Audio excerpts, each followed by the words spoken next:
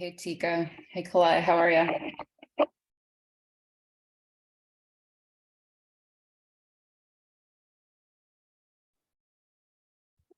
Hey, Sure.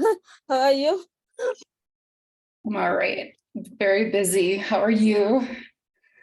Same. Yeah. Feel like I'm getting lost with chairs right now. So Yeah, it's a lot. It's good to talk with you. It's been so busy. yeah. So like having my blinders on, I haven't been able to connect with you or Jordan or Patrick or anyone. Yeah. Ugh. So I know it's just so much with my school work as well as this and like yeah. So Yes, yes. that's Well, I don't know if you saw the message that Max was running late. So he oh just wants us to start on our homework for week 7. okay. Yeah. Yeah. So I'm gonna look at that. We can talk each other through it if you want. Yeah, sure. Yeah. Let's see, week 7 homework. Oh, it's the free code camp. Yeah, it's a free code camp. Yeah, that's what I think. So Oh, good. I've been working on that already. okay. Okay. Let's see if I'm on here. I find it really helpful. How about you? Free code camp? Mm-hmm. Yeah. I tried I think last there was one homework. I don't know the it's week 3 or week 4. I think feedback. Mm-hmm. I think yeah. So Yeah. yeah, that I did it with free code camp. So I didn't. And so there was a lot I felt like I missed, but but that time I didn't realize that you can skip the steps. So every time I get stuck in the steps and then like oh till you figure it out you cannot and then Max taught us how to do like you can skip to the next slide, next step. Yeah. So yeah, I was like, really? that's Oh, a good trick. So yeah. well, I'm gonna hop on there and see. So how are you going along with it? I haven't started it, so probably I may start tomorrow. That's what I'm planning. So I don't know whether you guys are going for uh the one here, like in-person one. I would like to, but my wife's mother passed away a couple weeks ago, Oh, and sorry. the Yeah. funeral is Saturday, and there's a lot to do. Okay. Yeah. So yeah. You know, I'm just trying to stick by her for whatever she needs. Yeah. Sure. That's yeah. Yeah, hard stuff. Well, I'm gonna work on this. Do you want to work on it with me, or are you gonna just start it tomorrow? I'm gonna start tomorrow because I have a problem from yesterday's thing. I had a problem installing whatever package we are installing. So I actually asked my Max to help me. He also told me that he's running late. Probably he will do it after the stand up. So yeah, I'm Okay. going to try to figure it out whether I can do it or not. So Which yeah. package was it that you were trying to? Sorry. Which package was it? Uh, the one which we installed yesterday. It's something related to Node.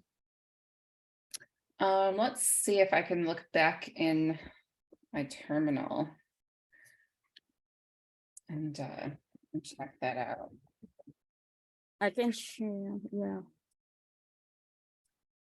I tried after the class, I couldn't, so I was like, okay, so Yeah. Of course, I don't know much about terminal, but the prompts one, which one? prompts, prompts package, Okay, yeah. I'll look for that. Not there.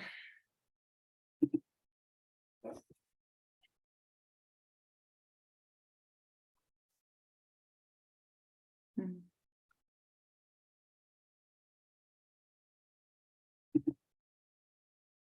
Not- Getting cold already. It's in 30s today. Oh, boy, I woke up to 26 degrees.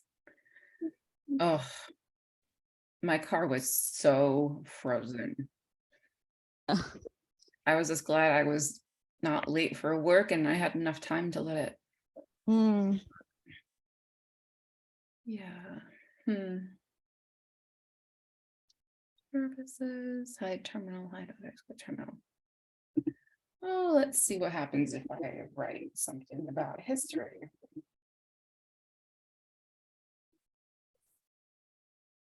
Oh, that's cool. Node, npm install prompts. Yeah, that's the one. Yeah. And you already have brew. Yeah, brew is there. It just this one wasn't installing. It gave me a problem yesterday. So Do you want to try it again? yeah, that's what I'm trying to do. Oh, it says no such file or directory. No such file where? No such file or directory. That's what it's giving me. So Oh, geez. yeah. When, that's super weird. I'm trying to Yes. copy my line. I don't know if it matters, but.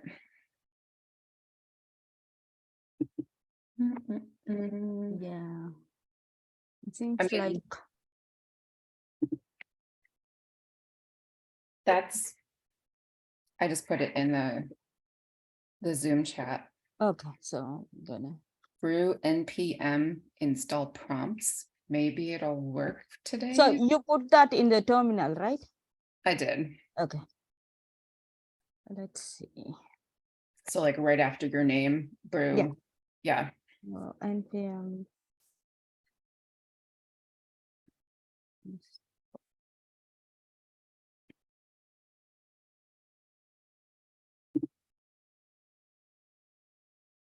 Nope. No. Oh, Yeah. So yeah, I was trying to follow up on the link he gave me, but it wasn't working. So I don't know whether we need to. Did you guys go to the link to copy that link?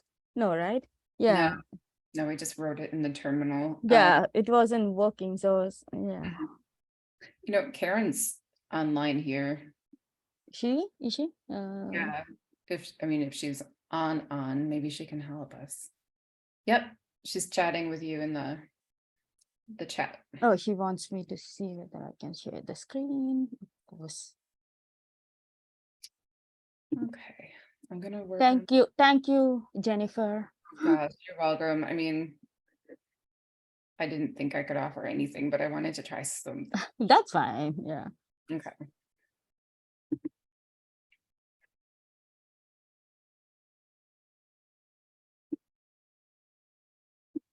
Can you see Terry? Yeah, I can see it.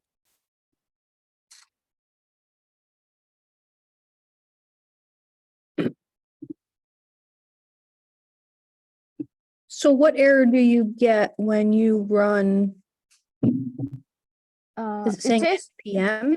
yeah, npm install prompts. It says unknown command npm or no such file or directory.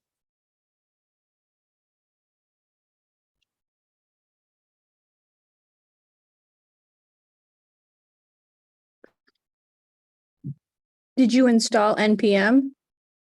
I Node, don't think so. right. No. Did you install Node? Yes. Okay, so do Node. In the terminal?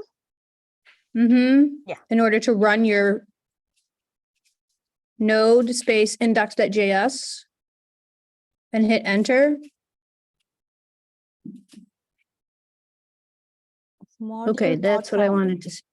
Yeah.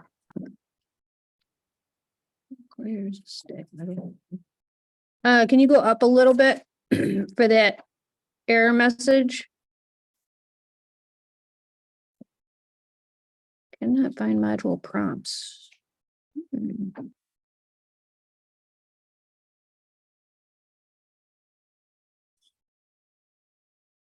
So he's.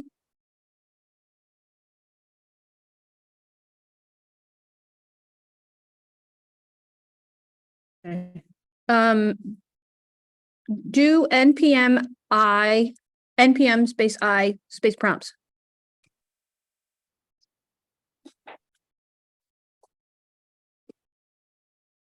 NPM Space I space prompts.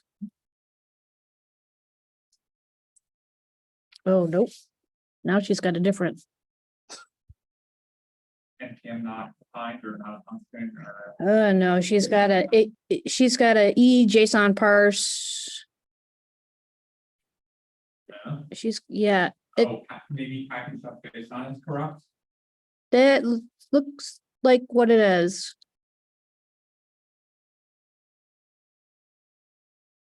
Yeah, it's not valid JSON while parsing the dependency prompts.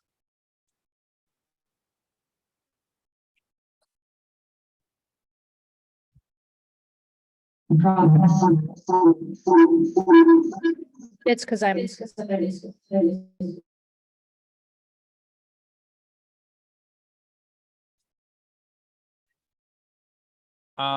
Sure. So, let me just make sure. Yep, that's set right. Okay.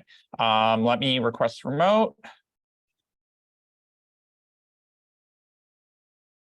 And then in here, here's the problem is that this got typed in. This file shouldn't be modified by hand.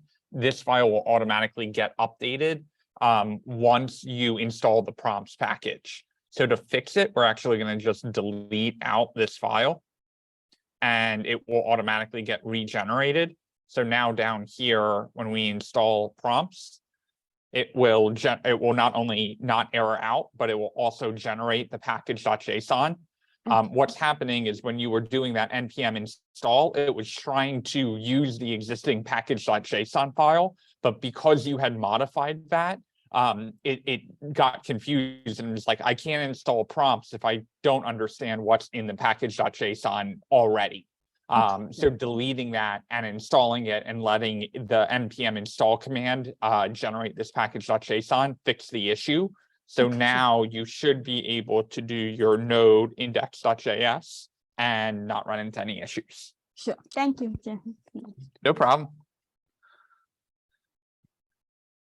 Okay. We are set there. You probably can't see anything. Let me pull up tonight's outline and we can get to it.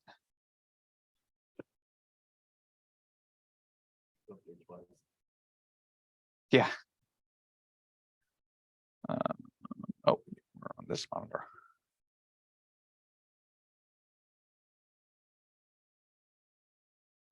Turn volume down just so you guys aren't blasted away.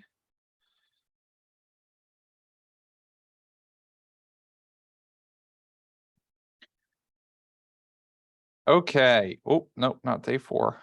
Day ahead of myself. Day 3. Okay, let's kick it off with stand up. What did we learn yesterday?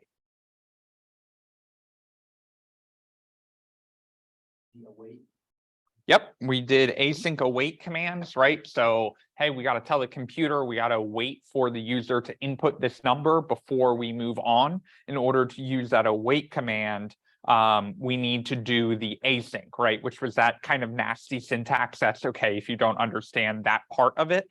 We'll be getting into that syntax much, much later on in JavaScript when we get back to the back end. What else did we learn yesterday? Prompts to make an object.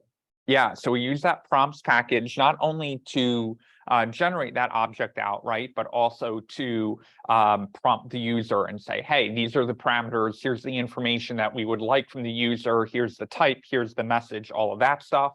And then the user's response got saved into an object for us that we were able to use in order to add those numbers together.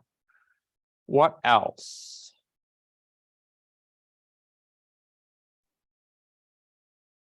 Require, Require, what did we use require for?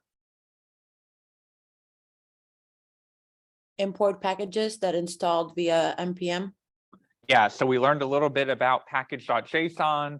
We learned about the node modules folder and how that's kind of working under the hood for us and giving us access to things that we've installed. So require is kind of bridging the gap between the terminal and our code. Require is what Node is doing in order to pull in that npm package that we installed.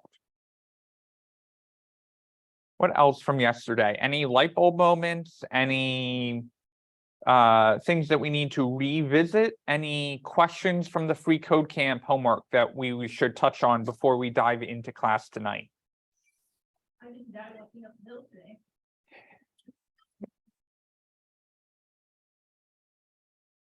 How are we feeling? Are we feeling burnt out from JavaScript? Are we feeling like it's slowly sinking in? Give me a little feedback. How are we feeling? Overwhelmed. Overwhelmed? Okay. So the thing that I will say for that is that starting tomorrow, or actually tonight will be the last night that we do any like real new JavaScript concepts, right? So definitely a little bit more to touch on tonight in terms of syntax, in terms of punctuation, in terms of JavaScript basics. But after tonight, we dive into the project. So when we come in on Monday, we go back to the web browser and actually start building things out. So we're going to build a tip calculator to get started, and we'll build that in the terminal first, and then we'll also go and build that in the web browser as well. So we're going to get back into our HTML a little bit there. We're going to learn about the DOM, the document object model, or the DOM. We'll get into that next week. But for the most part, these basic JavaScript syntax, kind of your JavaScript 101, we covered all of that this week. That means next week is all about practice, right? Is all about getting more comfortable with the syntax. You'll get faster at typing it. You'll be able to say, this is an object, this is an array, this is whatever the differences are, right?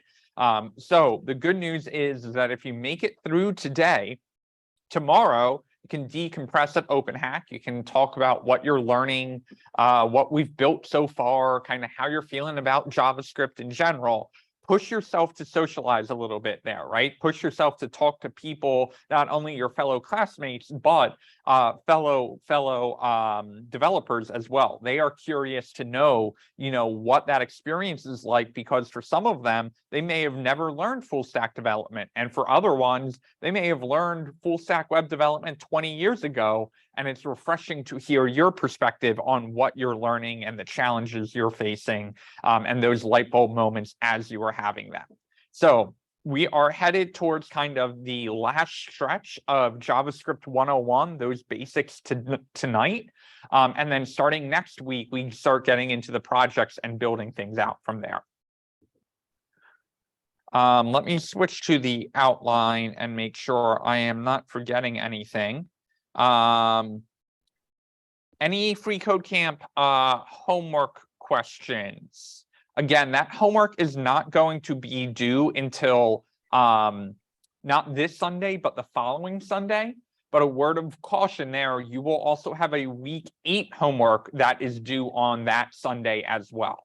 So just keep that in the back of your mind of, hey, there's a fair amount of free code camp homework.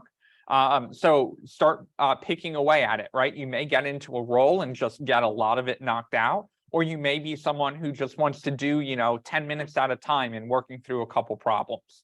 Whatever works is fine for you. Just make sure that you're going through that, because that's what's going to get you all of that practice and really expose you to those concepts that we're going to start applying on Monday.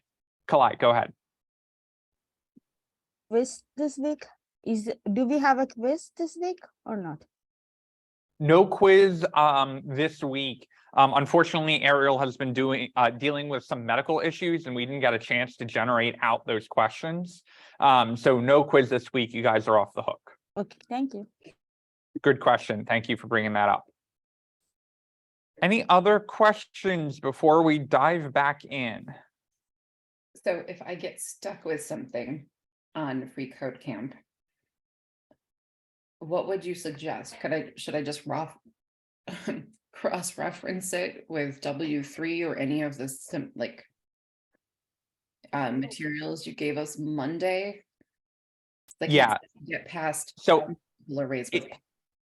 if you get stuck on one, definitely want to take that approach of can I solve this myself, right? Can I go to W3 schools and see if that makes a little bit more sense? Sometimes in free code camp, in order to move one step forward, you've got to go 2 steps back, right? So go back to that previous problem, because oftentimes you may pass the problem, the challenge before it, and not really understand it, and then move on to the next one, and that's where you get hung up, right? So sometimes, depending on the problem, sometimes it's helpful to go back a problem, reread that snippet of documentation, make sure you're fully understanding it, and seeing if that helps you on the problem that you're stuck on.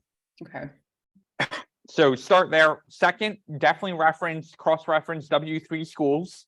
The thing that I would recommend is whatever function or whatever concept you're struggling with, go to that W3 school sidebar and try and find it on your own, right? Hey, I'm working with this function called pop, and I know Free Code Camp told me about pop, but I'm not really getting it. I need an example of how pop works in order to fully understand it. That's a great opportunity to go to Free Code Camp and say, hey, I'm in JavaScript arrays. That's where I want to look into and find that pop method and really wrap my head around it. Third thing you can do is Google the name of the Free Code Camp exercise, or I believe there is a help button that Alba just mentioned in Free Code Camp as well. So you can click on that, and that will give you a little bit hint to get unstuck. From there, or if you're still stuck on the problem, you can go another step further, and you can shoot the students channel a message in Slack. I will probably see that and respond to you, but you can either put it in the back channel if you want to try and get help from a fellow student first, or put it in the regular students channel. I won't see it if it's in the back channel, but if you put it in the regular students channel, not only can I respond to it, but a fellow student may have gotten stuck there before and may have a better answer that they beat me to answering you. They may be able to help you out on that. So that's kind of your last, that's your second to last resort. Don't be afraid to reach out on Slack, or if you're finding you're stuck on a couple problems, schedule that one-on-one, right? Even if it's a 12-minute one-on-one where you go, just gonna pop in Saturday morning, talk to Max for 12 minutes, and then keep on going. Totally welcome to do that. And then the final thing is, it is okay to move on. If you are stuck on that one problem, you can go back to that Free Code Camp curriculum and just click on the next problem, and it will let you move on from there. So it's not like the HTML project you did before, where it all kind of builds on each other. Most of the challenges in JavaScript are separated out, right? So you can actually move on to the next one and not need the answer to the previous one. Now, if you're finding you're getting stuck on every other one, that's when you want to say, all right, I need to go back. I need to go through all of those steps and go through W3 schools and reread the documentation that Free Code Camp is giving me and all of that. But if you're stuck on one or two of them, that's okay to say, you know what, I'm gonna move on to the next one. And if I get momentum back up and complete 5 or 6 of them after that one I got stuck on, that's one that I can go back and ask Max if I really feel that I need to know it. Either during class, or I can leave a note when you turn in your homework of like, hey, I got stuck on this one and this one. Can you give me any advice? So use Slack, right? This is where the program starts getting hard, right? You're sitting here, you're like, all right, there's a lot of information coming my way, but I think I'm really getting it. And then we turn around on Monday and build something. And it's like, well, you may get that build working, but unless you understand how that JavaScript is working, when we go on to the next problem, the next project, that problem is going to get even worse, right? And so this is where you start going, all right, is this me, or is this something that I can just ask, right? And if it's you, that's when you go into those resources. You lean into W3 schools. Maybe you say, you know what, I'm a book learner, which brings me to my next point. The JavaScript pre-reading assignment, I have updated in Canvas.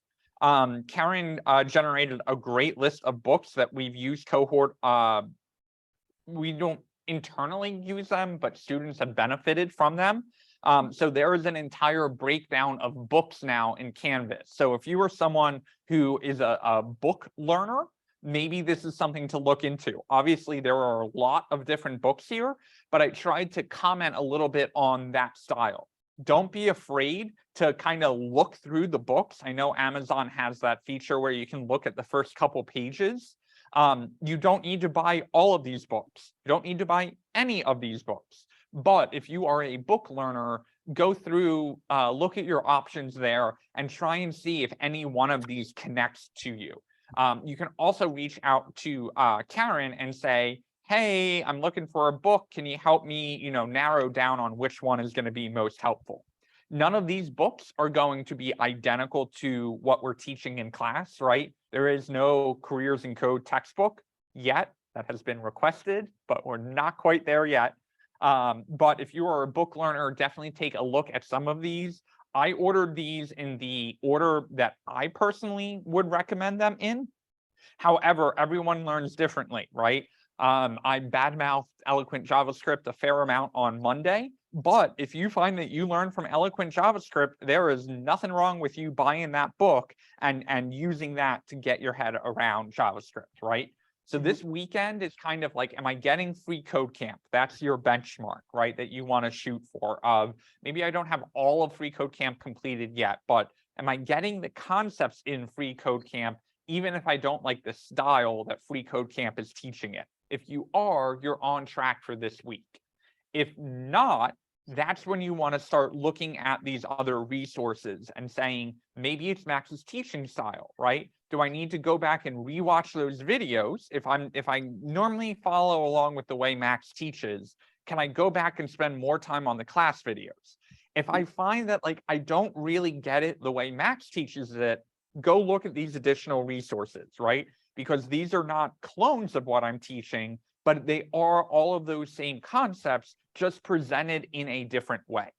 So that's when you want to utilize these resources, right? This is where the boot camp gets a little bit harder.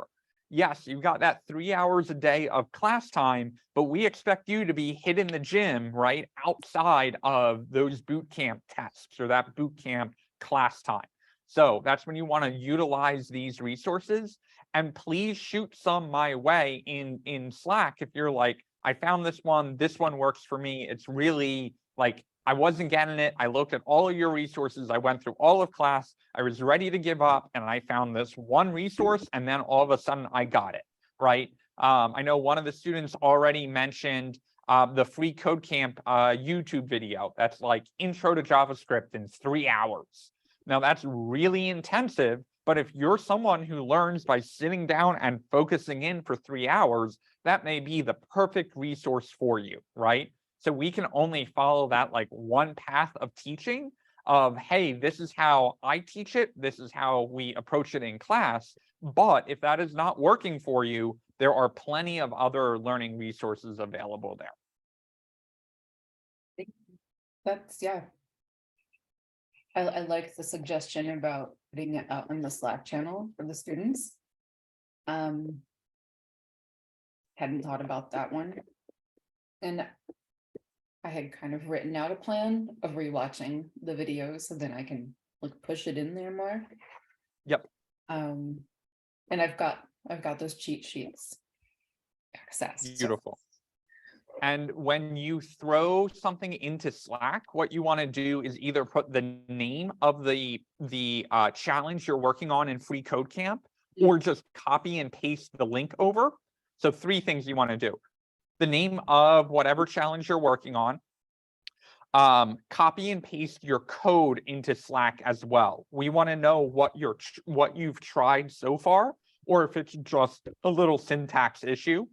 And then the third thing we want to see is, what's your question?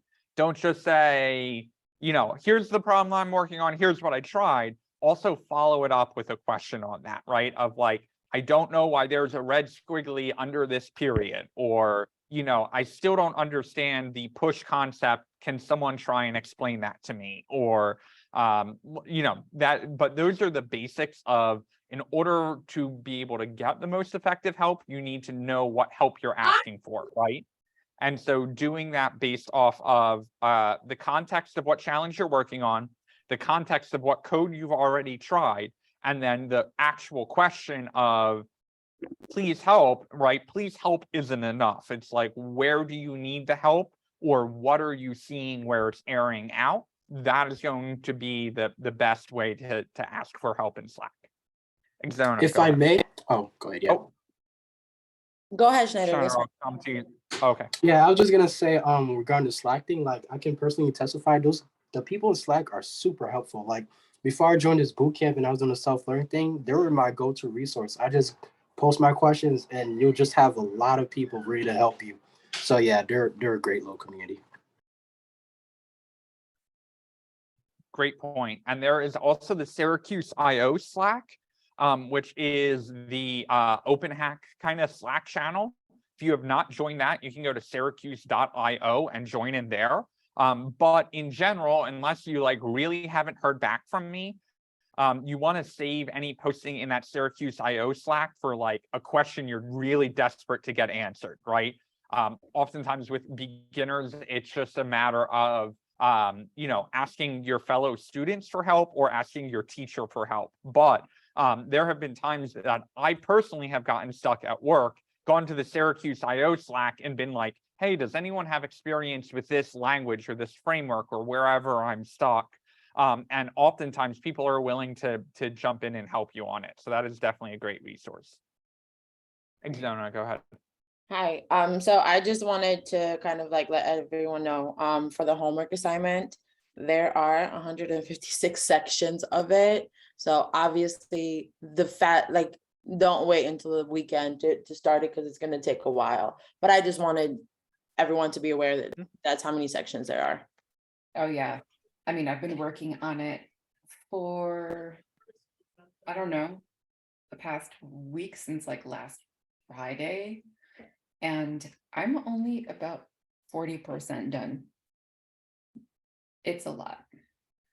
It's a lot, and that's definitely why I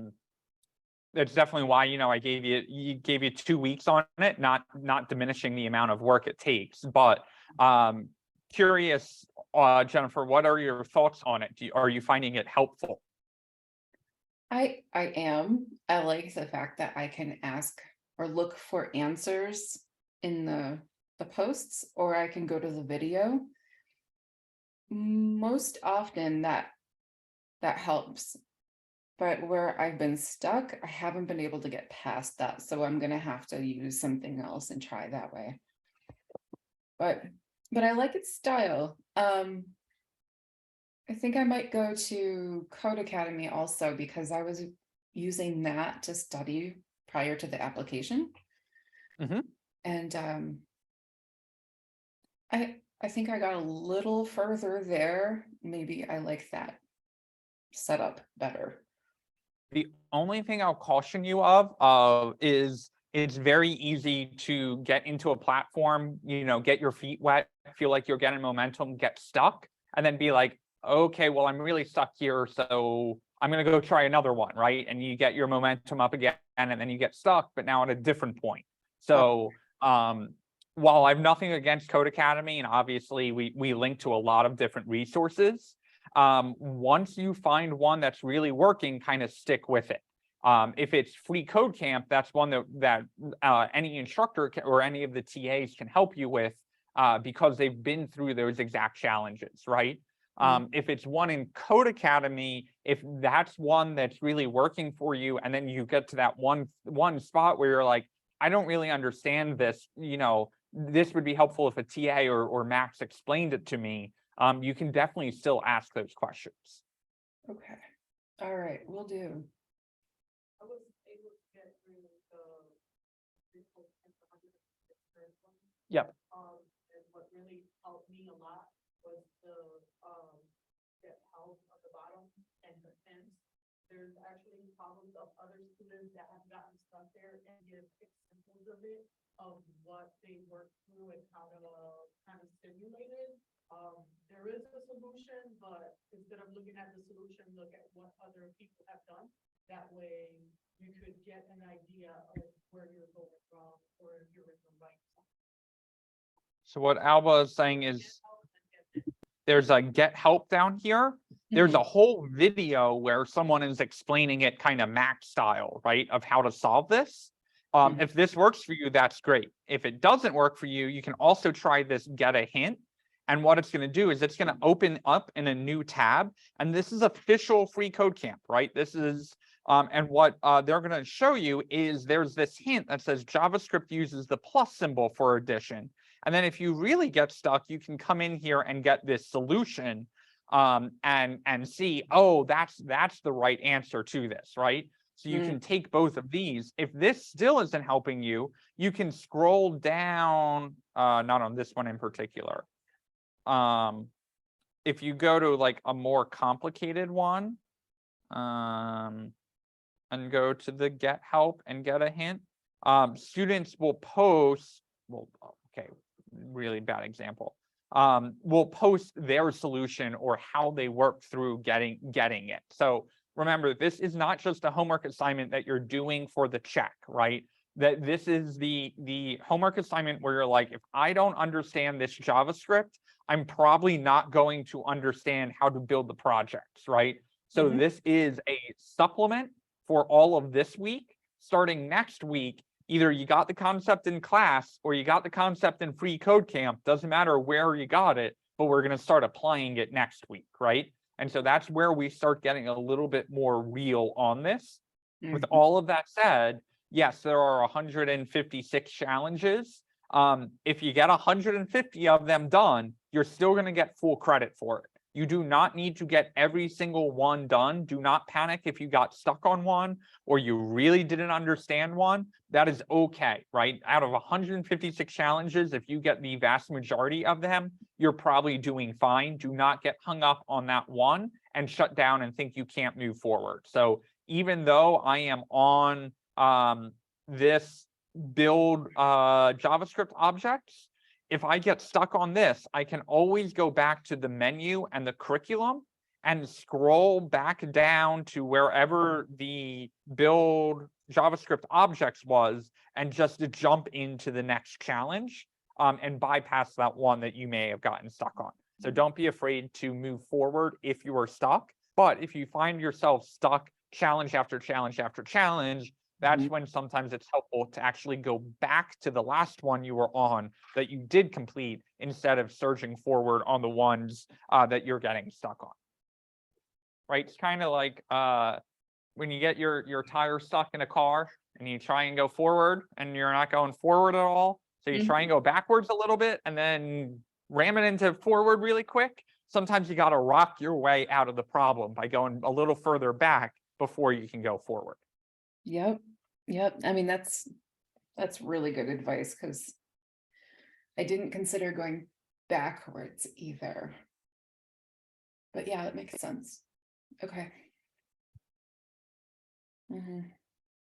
Okay, anything else stand-up wise, question wise, free code camp homework wise? Open hack logistics, 6 p.m. tomorrow at Common Space. Sandwiches will be provided.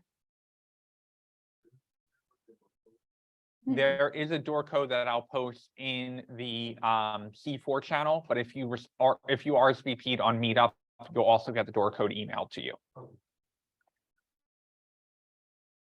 Hack Upstate actually still has a door code that I'm not sure if we're still supposed to have. So worst case scenario, I can send you that one, but there should be one that Mike posts for Open Hack. Any update on when we can use Common Space? Yes, that is on my list for this Friday. So I would not be surprised if we had more details for you early next week on that. Okay.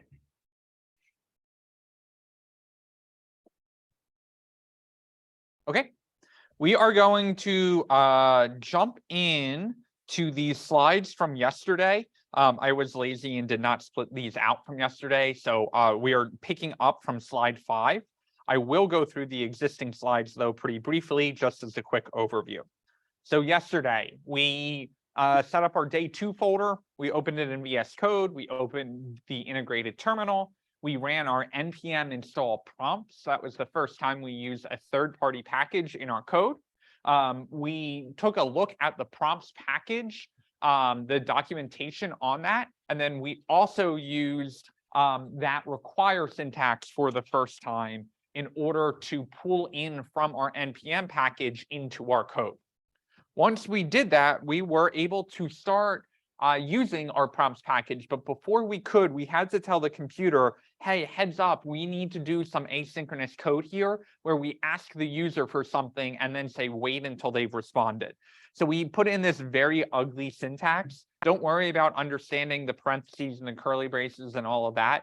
That will actually start to make a little bit more sense to you at the end of this class, but will start making a lot more sense once we get back into the back end side of things. This is nasty, ugly code that I don't actually like. So that's why I say don't stress out about knowing what every little letter is here. In general, you do want to know that syntax, but we'll work our way up to asynchronous syntax later. So what we did is we wrote our prompt program, right? And we started going through this and thinking like the computer does, because the computer doesn't start with the const prompts. What it really starts with is the require. And the computer goes, what do you want to require? What's the name of the package? Prompts. Okay, now that I pulled that package in, where do you want to store it? We want to store it in this variable called prompts. Okay, now we skip over this ugly async code and we get down to our number block, right? And const num1, yes, that's on the left side of it. When we read left to right, that's how we think. But the computer says, okay, I don't really care where I'm storing it yet. I need to run the code on the right side of it to know what to store in the left side of that equals. So we say, oh, wait, why are we awaiting? Because the prompts package needs to be told, wait for the user to input this before we move on. Then we say prompts, and the computer goes, wait a second, prompts. I know prompts because it's coming from here, which is coming from here, which is coming from here, right? So we start breaking all of that down. Now, prompts needs more information in order for it to be able to execute its command. And the way it gets that information is a parameter or argument that happens to be an object. How do we know it's an object? Because that's a curly brace there. To the left of the parenthesis, I'm sorry, to the right of the parenthesis is that curly brace. Whenever we see that curly brace, we know it's an object. And we also know it's an object because it has key value pairs. Type is the key, number is the value. Now we have other keys that are also in that object, so we separate that out with a comma and go into the next key value pair. The key is name, the value is my num1. We finally give it that message, and then we close out. This curly brace is matching this closing or this opening curly brace. This opening parenthesis is missing this, is matching that closing parenthesis, right? So now we go, okay, go ask the user that, right? And in order to know if it's working, we did a little console log num1 here. And we found that num1 was an object. And the object had a key of my num1 and a value of whatever number got entered. So we repeated that process down here, but because they were an object, we had to use that dot notation in order to extract that number out. Then we added those two numbers together and showed your total is and that information. We hit the end of this code. There was nothing at the end of it. So our terminal finished running that and gave us a new line and said, what do you want to do now? Do you want to rerun that? Do you want to run a different command? Where do you want to go from here? Any questions on the prompt program, kind of reviewing that? I know it's not identical to what we wrote last night, but on the same track.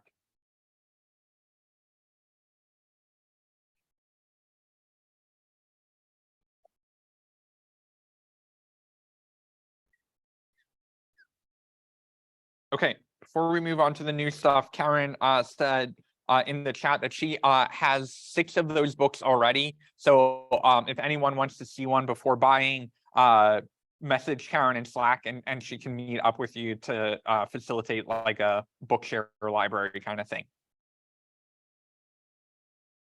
Cool. Okay, So tonight we are moving on to if statements. You may see these called conditionals in other languages. This is a way to tell the computer, hey, if this is true, right? When we say true or false, we're thinking about basic logic, right? If a number is less than 5, then do this code. If the number is greater than 5, do this code. Otherwise, do this code, right? So we're going to start with our if statement. In addition to an if statement, we can do an else statement, which is exactly what it sounds, right? If this thing is true, then do the code that's between this opening curly and this closing curly. Else, if whatever is up here is not true, then do this code down here instead. And we can even chain those. We can do what is called an if else. We can say, if this is true, then ignore everything down here and only do the stuff in here. Else, if whatever is inside the second set of parentheses is true, do this in here and ignore anything in here or down here. Otherwise, go ahead and do this else. But this else will only ever run if this is true and this is, if this is not true and this is also not true. So let's dive into that example. So I'm going to open up my VS Code.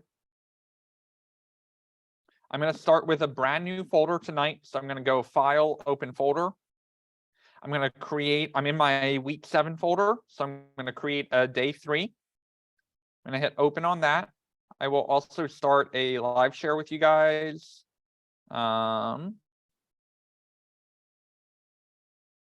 And put that into Slack, hopefully, if I can find my Slack.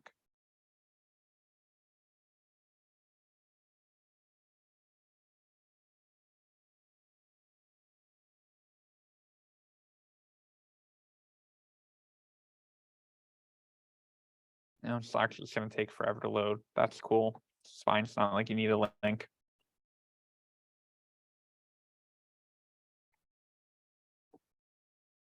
All right, I will put it in the Zoom chat instead.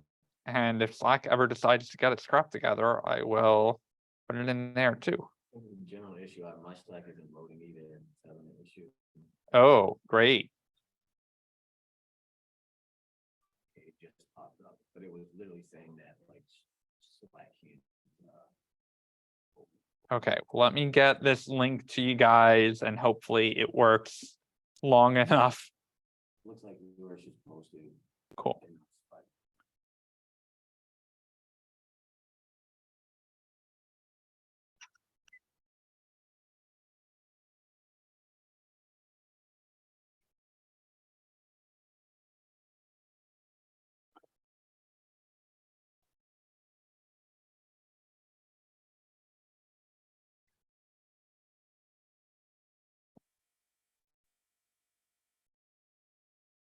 Okay, so in my day 3, I'm going to create a new file called index.js.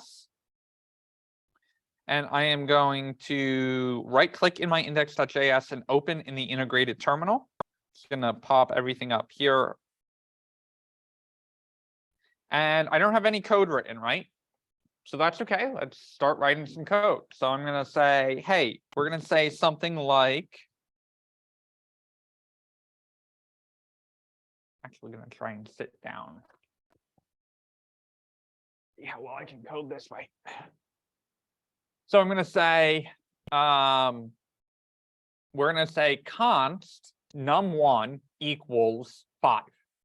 And then we're going to say const num2 equals 6. So we have 2 numbers to work with.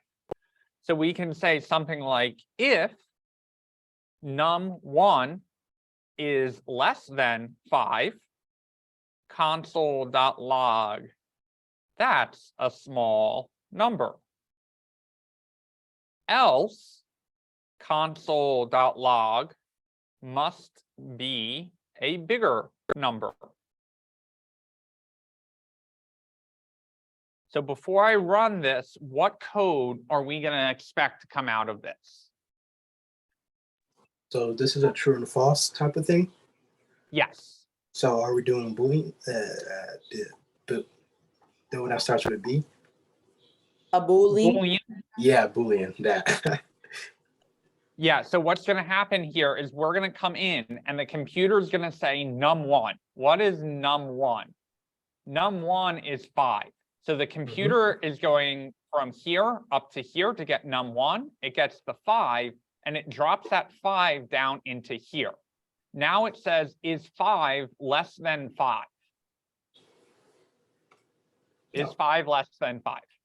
That doesn't make sense. No. Oh, are you No. asking us that? Yeah, no. 5 is not less than 5. 5 is less than or equal to 5, but it's not equal. It's not less than 5. So it's going to ignore everything between this curly brace and this curly brace. Instead, it's going to go to the else case, see this curly brace, and run anything in here. So I'm going to go down to my terminal. I'm going to do a node index.js and hit enter, and I get must be a bigger number.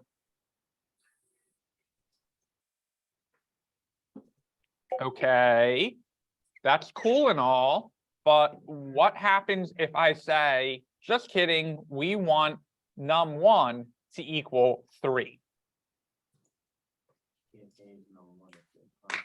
Bingo. If I come down into node index.js, I'm going to get an error message that says, yo, what are you doing? You're trying to assign is that equal sign, to a constant variable. You're not allowed to change those numbers. You told me number1 was constant. That constant never changes. So what we can do instead is change this to a let. Now when I come down and hit up and enter to run my code, I get that's a small number. Okay, why? Because num1 got stored into the computer. And then what it did is it said, just kidding, we're going to take 3 and save that on top of num1 instead. Now num1 is going to be 3. Is 3 less than 5? It is, so we're going to get that's a small number. And we can continue doing this with else statements. So we can say if num1 is less than 10, console.log medium number.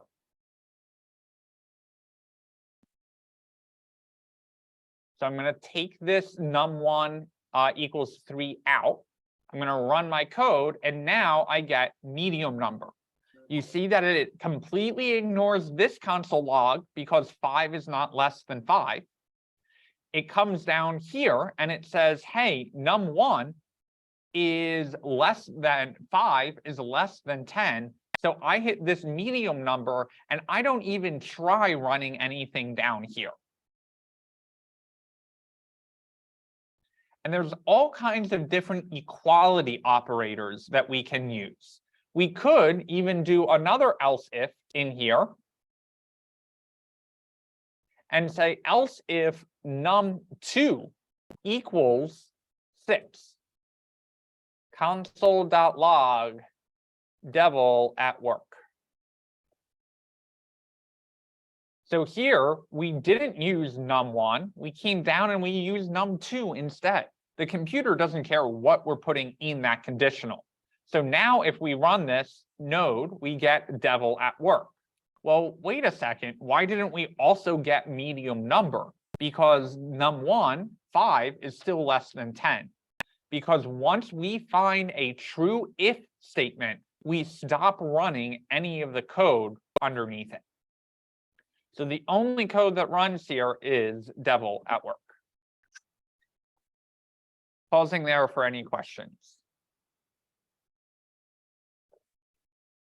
Is it supposed to for if else num2, is that a double equal sign? Is that how it's supposed to be? Loaded question. It can be either a double equal or a triple equal. Why? Oh, okay. Okay.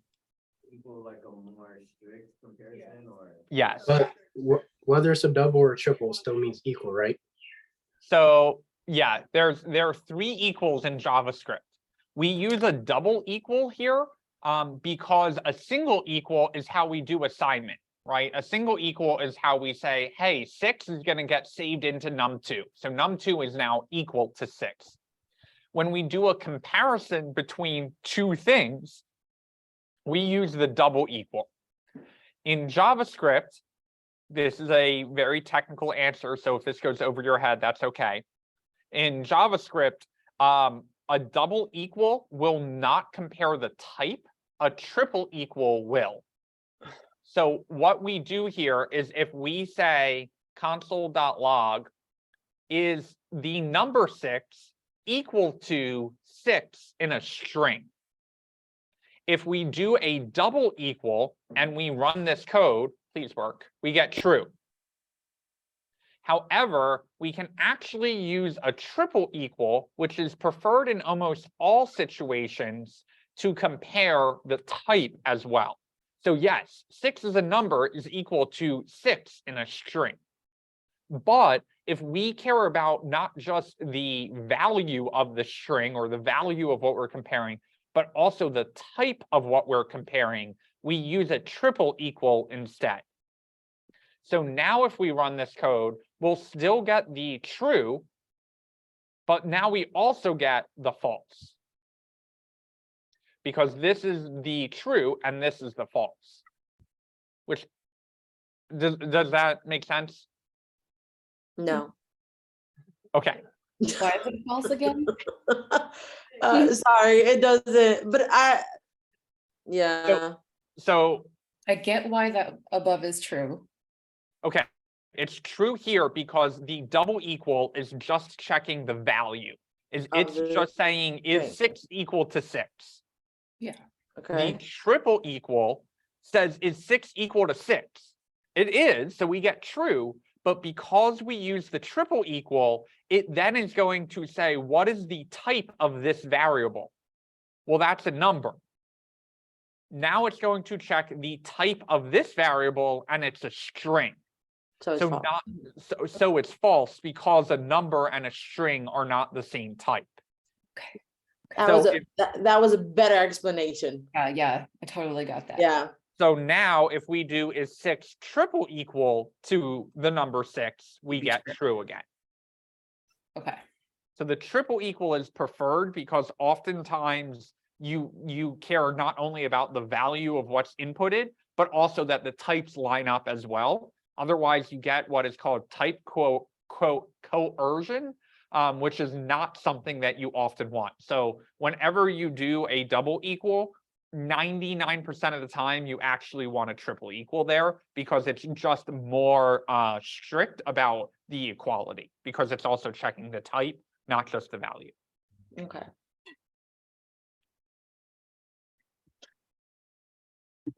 And a single equal is just setting the value. Correct. So single equal setting a value, double equal is checking the value. Yep. And a And triple then the equal triple is is- checking the value and the type. Okay. Yes. And Kalai, you asked 6 equals 6 here. That's coming out as true, right? Because this isn't just about this is now not about the value of the two of them. It's like after the computer runs that, according to the computer, that is just now a Boolean. So we can actually extract this out and say something like const r nums equal and make it equal to that. So now we are actually mixing our equals. This single equal is the assignment. That's saying whatever the right side of the equal comes out to be, store it into the left side of the equal. But the right side of the equal is going to say, is 6 equal to 6? The value 6 is the same value as 6. And the triple equal is saying the type on the left matches the type on the right.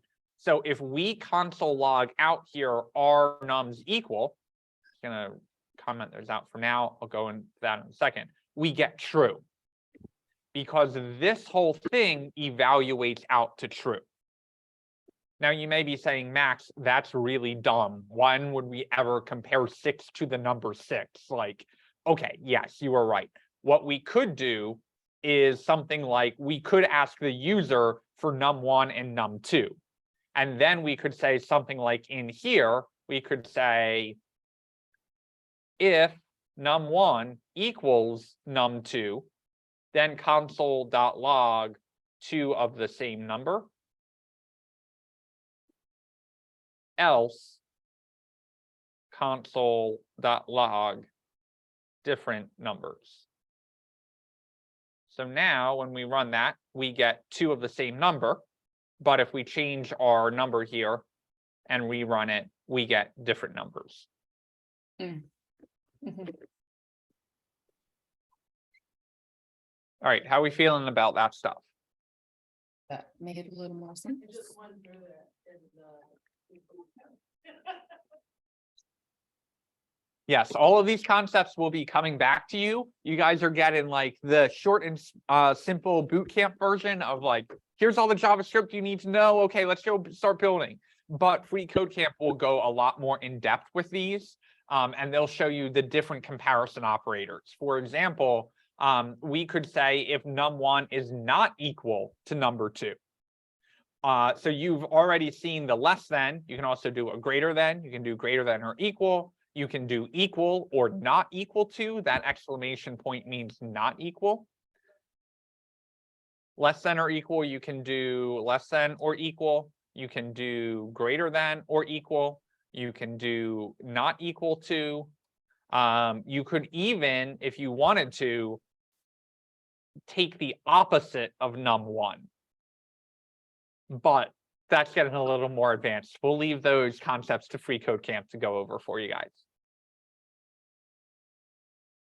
Okay, any questions on our if statements?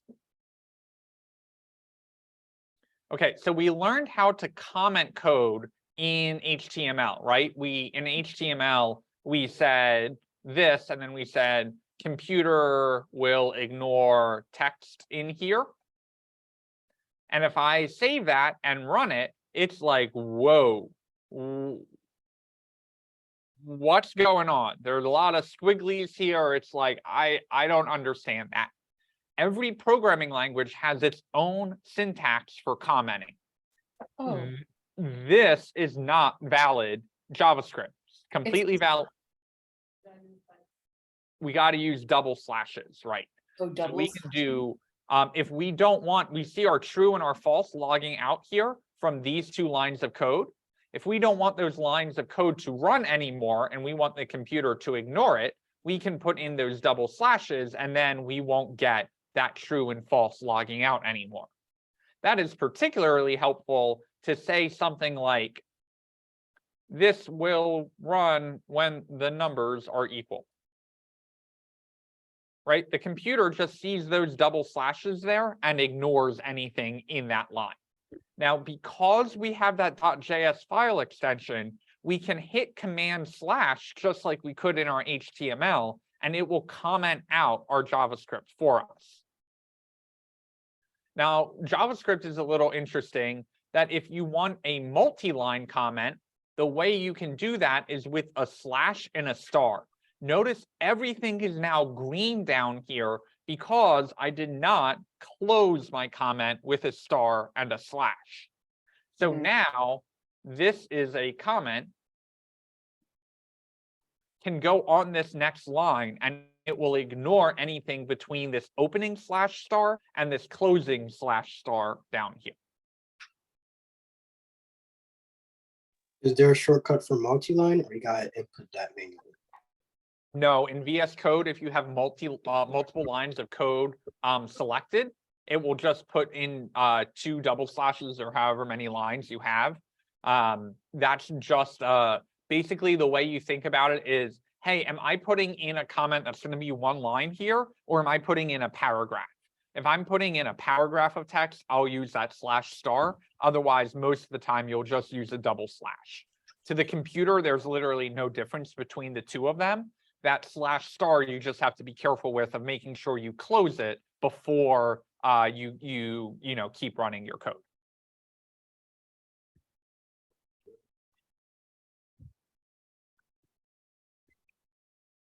All right, good to chug along here. So now we're going to get into arrays. So arrays are used to store an ordered list of data. What I mean by ordered is it is remembering what order that data is in. So if we say apple, orange, banana and ask it to console log that out, it will always be apple, orange, banana.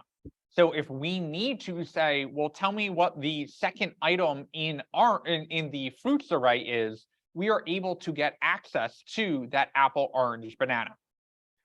We can identify an array with those square brackets. Those square brackets are sharing that key on your keyboard with the curly braces.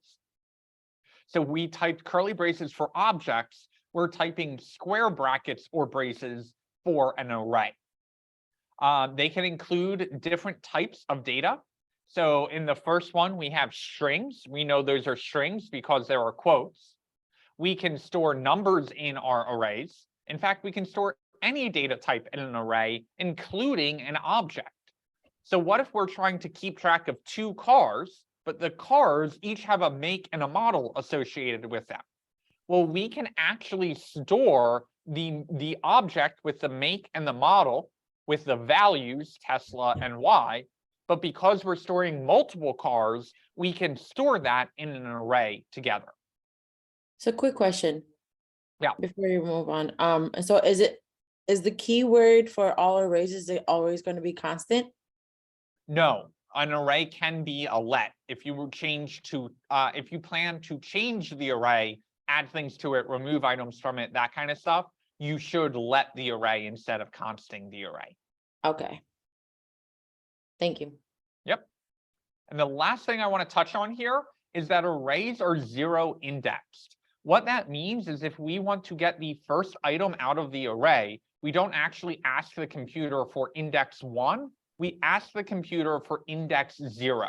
So if I want to get apple out of my array, I don't say array index 1, I actually say array 0 or fruits 0, and that's how I get that first one out of there. So while arrays, when we're accessing the data, are 0 based, the length of it is not 0 based. So if I ask for the length of fruits, I'm going to get 3. But in order to get the third item out of that fruits array, I need to say fruits 2 because we start at 0. If that doesn't make sense to you yet, that's okay. We're going to see that in our code in 1 second. So the way we access data in our array is we have that fruits and then those square brackets come back into play, just like bracket notation, except this time we don't get to use dot notation. Dot notation is an option for objects. It is not an option for arrays. So whenever we're trying to access a specific piece of the array, we are using bracket notation. So you can see we're using our comments here. When we ask for fruits 1, we're not going to get apple because apple is actually at 0. So we use that 1 index to get the second item in the array, which is at the first index, which is the string orange. And then we can also chain that information. So here, and Schneider, I see your hand. I'll get to you in 1 second. Here we say cars. Okay, where's cars? Cars is coming from here. That's this entire array right here. Now we're going to say bracket 1. That means we're looking at just, we're looking at just this object right here. Well, because it's an object, we can use our dot notation to get the model. The model is now going to narrow into the model here. It is going to get Corolla, and it's going to send Corolla back to my console.log to log out my Corolla. Schneider, go ahead. Yeah, I just simple question. Is it like not a good idea to mix data types in arrays, or is that just not a thing in general? No, you can definitely do that. It's not particularly as common as you think, but JavaScript does not care. You can put any data type into an array. You could put null into an array if you wanted to.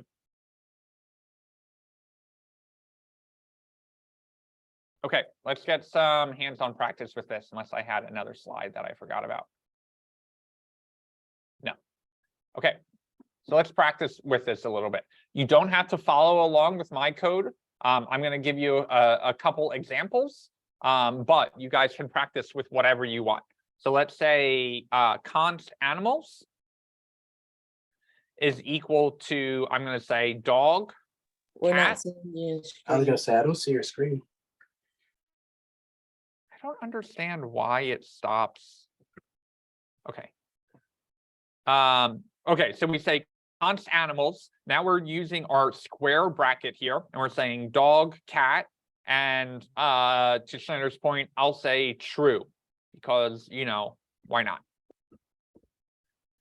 Then I can come down here, and if I want to get my dog, I'm going to say animals, bracket 0. That's going to get my dog output. So if I do a console log animals, and I want to get true to come out, I'm going to say dog is 0, cat is 1, true must be 2. So I'm going to use that bracket again, and I can get my 2. So when I run them, I get my dog, and I get my true. And I could even get fancy with my if statements, right? I could say something like const my pets equals, I don't know, I've got an elephant at home because, you know, I'm cool like that. And I also have a dog. So I could come down here and say, if my animals bracket 0 is equal to my pets bracket 1, index 1, console.log, you've got a doggo. Else, console.log, IDK, what animals you have.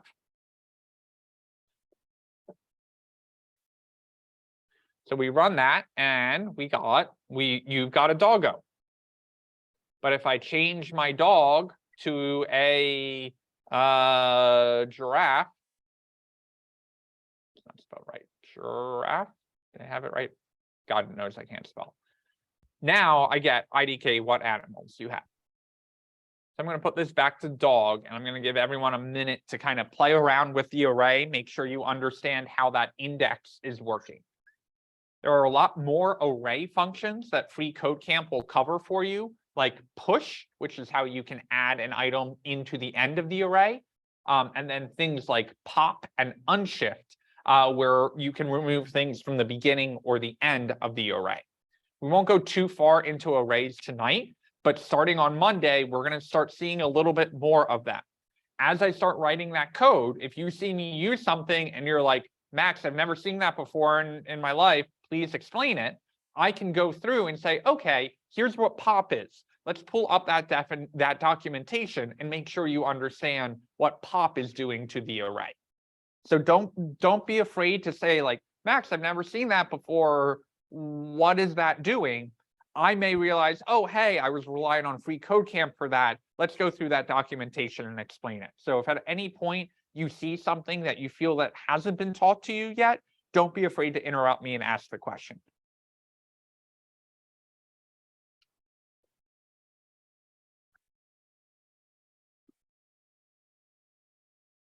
Okay, so we'll go one level deeper here just for practice. I'm going to come down here and I'm going to say, let's do our const students. And students have a first name and they have a last name. And I'm using my camel case here because I can't put a space in the key. If I put a space here, it gets angry at me right away, right? And because it's an array, I have multiple students. Max, Yes. do you have to have spaces in between the curly bracket and first name, and same with Soren at the end? You do not. Okay. In fact, you just saw prettier wrap that down onto the next line for me to kind of space things out so it was easier to read. But no, if you really wanted to, you could leave it like that. You could take these out. you could go super minimalist and, take out all the spaces and the computer would still read it fine. Hmm. It's the spaces in between the quotes that really matter. Okay. So I'm going to come down here, and if I wanted to get Ariel's name out, notice I didn't even put a last name in for Ariel. That's okay, because down here I can say students, and I'm trying to get Ariel out. Karen is going to be my 0 index. That means Ariel must be my first index. So oftentimes we want to break this down. Before I even dive into getting Ariel's name out, I'm going to run this code and make sure, hey, I get the whole array. So now that I have those square braces, I know I need square braces in here to nest inside of that. So I'm going to say bracket 1. I run this code. Now I got first name Ariel, but I don't want first name. But because I see this as a curly brace, I know it's an object. So this whole thing right now is equal to this object first name Ariel. So I can chain a dot on there and say, get me the first name. And now I will get just Ariel out instead of the whole object. Yes. All right. So students, you have bracket 1 first name. Why is it Ariel and not Karen? Because students is 0 indexed. So if I wanted Karen's name, I would use a 0 here and get Karen out instead. So the index thing, because it was very tricky for me too. The best way I would think about it is like if you're laying like a ruler flat, you know how it starts at 0 and you got 1 inches, you got 2 inches. Like if you were to put something on each of those lines, you would put something at the start of the ruler. That would be 0. And then the next thing would be 1. Like literally, if you were to put things on a ruler and you put something at the start of the ruler, that would be 0 because there's no number there. You get it? I get that.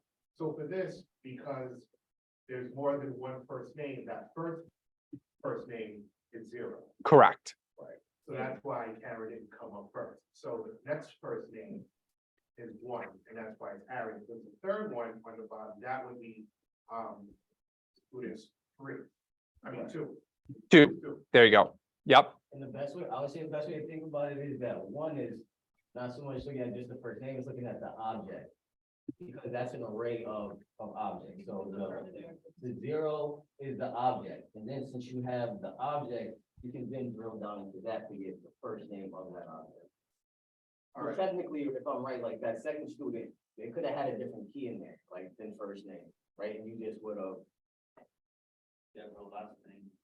So where it says students 0, if that would have said last name, then it would have said Thorn is out. Here, yes, it would say Thor.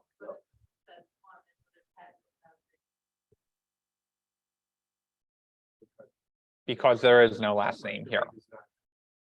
Hmm. Oh, secondary is not. Yep. Okay. Thank you for the clarity. No problem. And we could, if we wanted to put like, grade in here.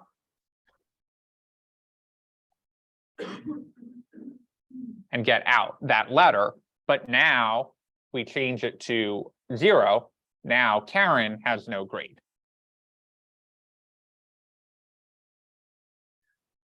And it is possible, I'm not suggesting that you guys need to follow along with this step, but you could even do an array inside of an array or an array inside of an object. So we could say something like, let's do it in here, comments, and then say, Max is awesome and best teacher ever. So now if we come down here, we've got to be in Ariel's object. So that is going to be at the first index because Karen is index 0. And if we go and look at that whole thing, we see the entire object come out. Now we want to go a layer deeper. We want to get into the comments. which is a key on the object of the first index of the student's array. So now we get Max is awesome, best teacher ever. And then if we wanted best teacher ever, we say that is 0 and 1. So we go into the first index and get best teacher ever.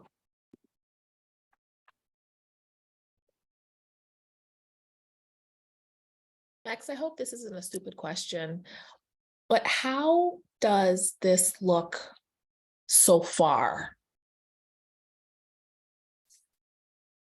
That is what we're seeing in the terminal. Okay. Got it. So whenever we console log in Node, the console log output is showed in the terminal. Got it. And then in order to be able to see that, we need to tell Node to rerun this file, right? It's not like our go live button where we could see what was showing up in the browser as we were writing it. Anytime that we change our JavaScript file, we need to go back into the terminal, hit the up arrow to auto-complete the command, and hit enter to run it. And then it's going to either tell us that there are errors or show us the output of the last save file. Gotcha. Thank you.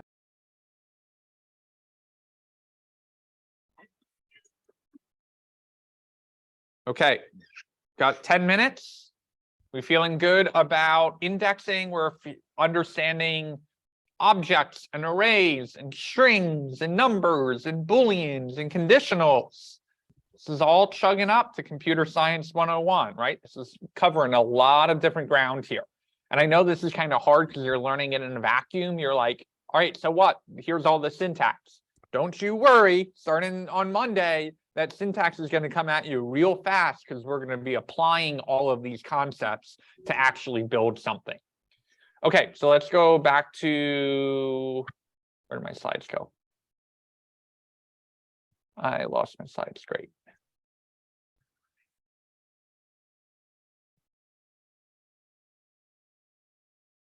Okay, so a for loop is used to make our code repeat. Hey, we would like this code to run a certain number of times. A for loop can be multiple lines of code. So if we want several lines of code to run however many times, we're going to put it between these curly braces. Now, wait a second, Max. Those curly braces were for objects. Why are you using the same syntax? Well, we ran out of braces on the keyboard. We had our square braces and our curly braces and our parentheses. We're out of ideas there. So we are going to reuse these curly braces. Now a curly brace doesn't just mean an object. It means this block of code, basically whatever is between this opening and this closing, is going to run multiple times based off of whatever conditions you put into your for loop. Now your for loop is some pretty funky looking syntax in there. It's broken down into 3 parts. The first part is called your iterator. Your iterator needs to start somewhere. So we're going to say our for loop is going to start with I equaling 1.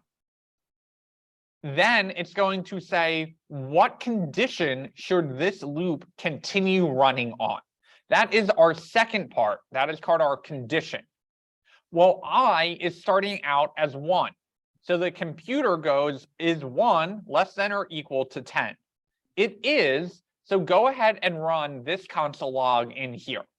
Okay, this loop has now run I. I is coming in from here, so that I is going to be the number 1, and then it's going to say times. It hits this curly brace up here and goes back up to our I plus plus.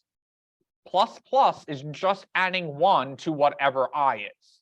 So I is now equal to the number 2. So 2 now goes into our I is less than 10. 2 is less than 10. So we go back into this loop here. We take our 2. We say, hey, 2 is now going to print out. We hit our curly brace. We go back up. We see I plus plus. 2 is no longer I, 3 is now I. And we go through that process over and over again. What I'm drawing out on my screen is the process called code tracing. When I learned how to code back in my day, the old man, my teacher would literally hand me printed out code and say, trace this to figure out the output. And that's what you would have to do, is you would have to go through every time, cross out whatever I was equal to, and make it equal to another new thing. This is the most basic of loops because we're only incrementing I by 1. However, theoretically, if you wanted every other item to print out from an array, you could make I increment by 2 instead of making I increment by 1. Then you would get every other item in the array. So let's go ahead and practice with this. So we are going to write pretty much this exact same code.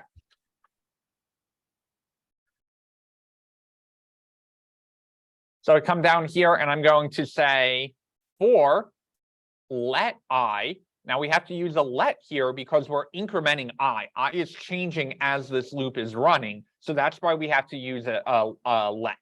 So we're going to say I started at 1. Then this semicolon is what is telling it, hey, the initializer of that incrementer is done.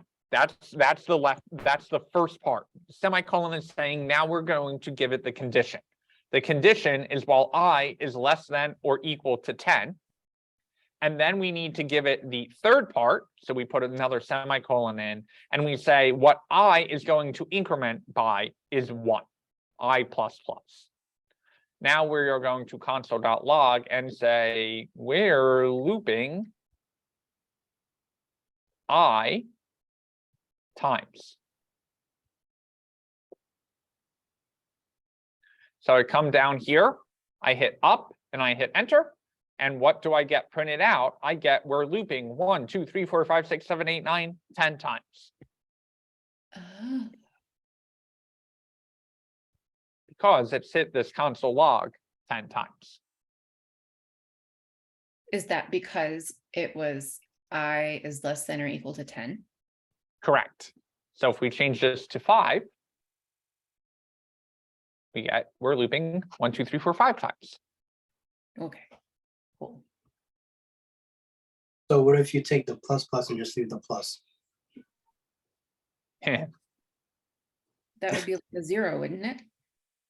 So you get I plus, it's like plus what? What are you trying to add? Gotcha. However, if we did I, what if we say start I at 1 and we're going to print that out and then we're just going to not change I? Well, 1 is always going to be less than 5. Don't do this. Do not do this. Only a trained professional should do this. If we hit up and enter, you see my scroll bar going over here at the bottom. And if I scroll up, you can see it's printing the same thing over and over. This is what's called an infinite loop. And you can see my CPU spike up here. If you let this go long enough, it will crash the whole computer. Oof.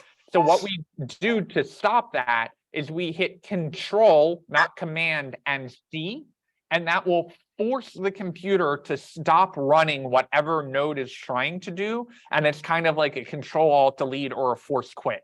It will force it to stop running. So Control-C is your friend there if you get stuck in an infinite loop. Or if you're doing JavaScript in the browser, you can try and close the tab, and it should close the tab for you, or it should stop your JavaScript from running. All right, we're going to get really fancy here. I would like to print out my animals. My animals are up here. I've got my dog, my cat, and my true. So what I'm going to do is I'm going to say start I at 0. Why do we need to start I at 0? Because the array is 0 indexed. Okay, how many times do we want I to run? Now I could say is less than 3 here because I know there are 3 animals in that array. But instead, I'm going to say animals.length because the length of my array is 3. That means if I ever add an animal to my array, it will keep on looping it. Down here, I can say animal number, and I'm going to say I plus 1. Why do I want I plus 1? I don't want animal 0 to come out. I actually want animal 1, 2, and 3 to come out. Then I'm going to get really fancy and say, go to the animals array, and instead of printing out the first animal in there with the 0 index or the same thing, I can pass I in. I is going to be 0. Well, what's animal 0? That's going to be my dog. Okay, now I gets incremented. I'm going to get my cat, and then I'm going to get true. So if I save that and come down here and run it, I get animal 1, dog, animal 2, cat, animal 3 is true. And that is going to be flexible enough. So if I come up here and add a snake into the mix, I can also get my snake out. This loop is now running a dynamic number of times based off of how many animals are in my array.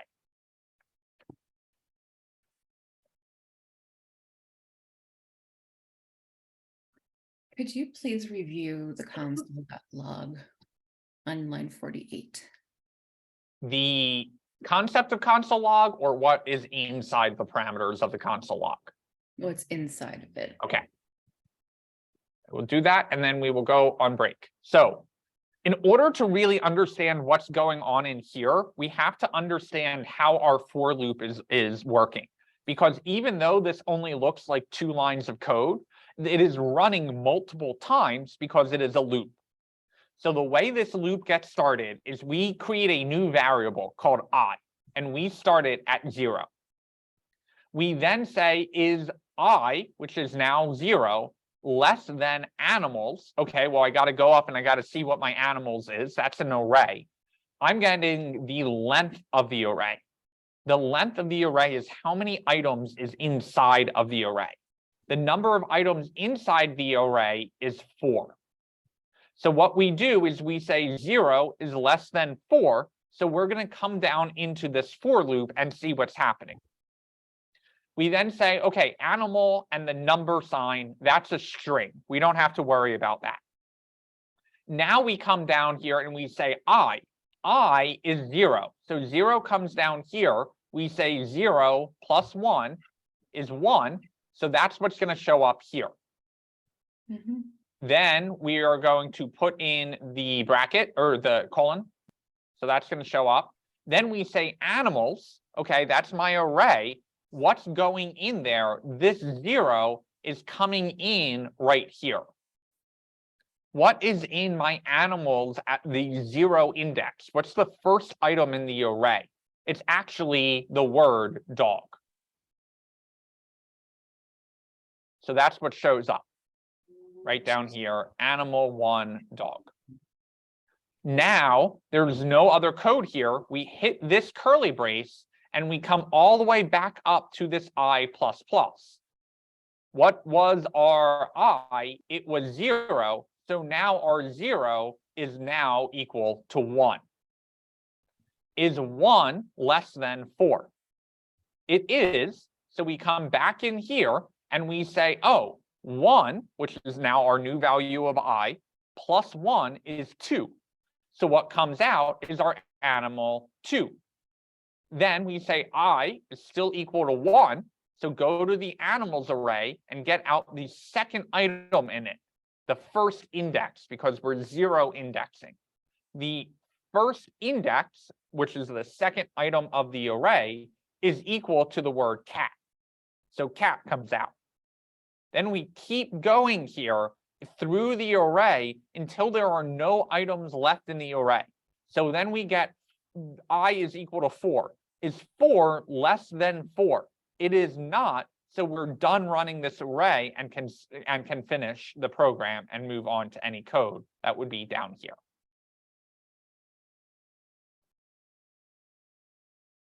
There is a simpler version of that for loop that we can write. However, if you are going to be tested for a job, that is the classic for loop that they are going to test you on, because every programming language has some version of that for loop. The important parts to understand here are that you are initializing your iterator, you are checking the condition of your iterator against some other value, and then what are you incrementing your iterator by is the third part.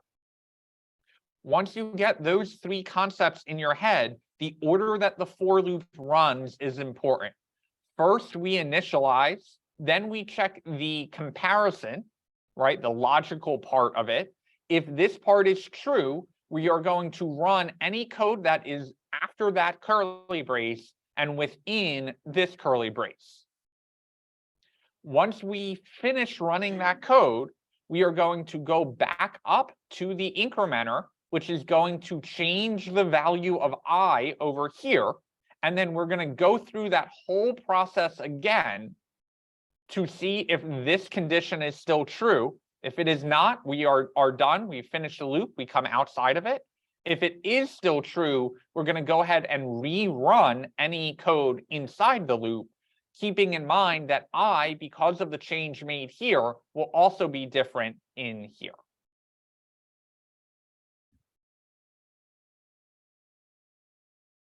What will that be now? So the second time this runs, I will be 1. And the third time it runs, it'll be 2. Yep.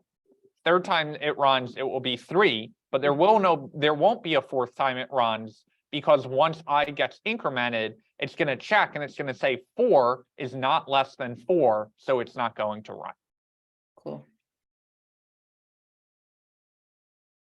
That was really helpful, Max. Thank you. I know this seems tedious. We're getting into the syntax. We will probably not use this kind of for loop in any of our project code. However, it is really, really important to understand this kind of for loop, because this is the most basic loop that is going to almost be guaranteed to be used in an algorithms based coding or technical test while you interview. So this is an important for loop to understand the basics of, even though there is a much simpler for loop version of this. And we'll show you that really quickly, because you're going to be like, well, that's dumb, Max. Why don't we use that all the time? If we want to get all the animals, we can say const animal of animals. And now we can console log out a animal is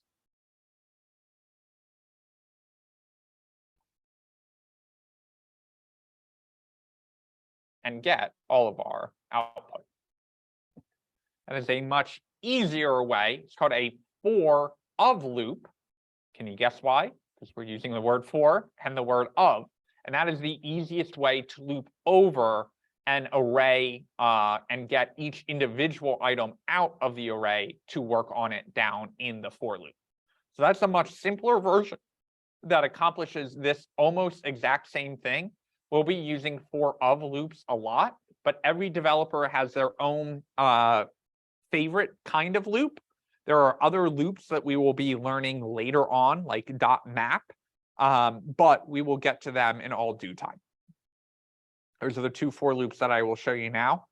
Any questions before we go on break?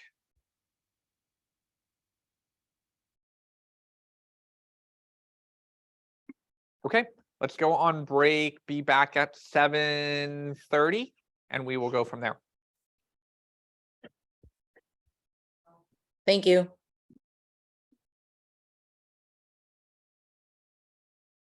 Recording.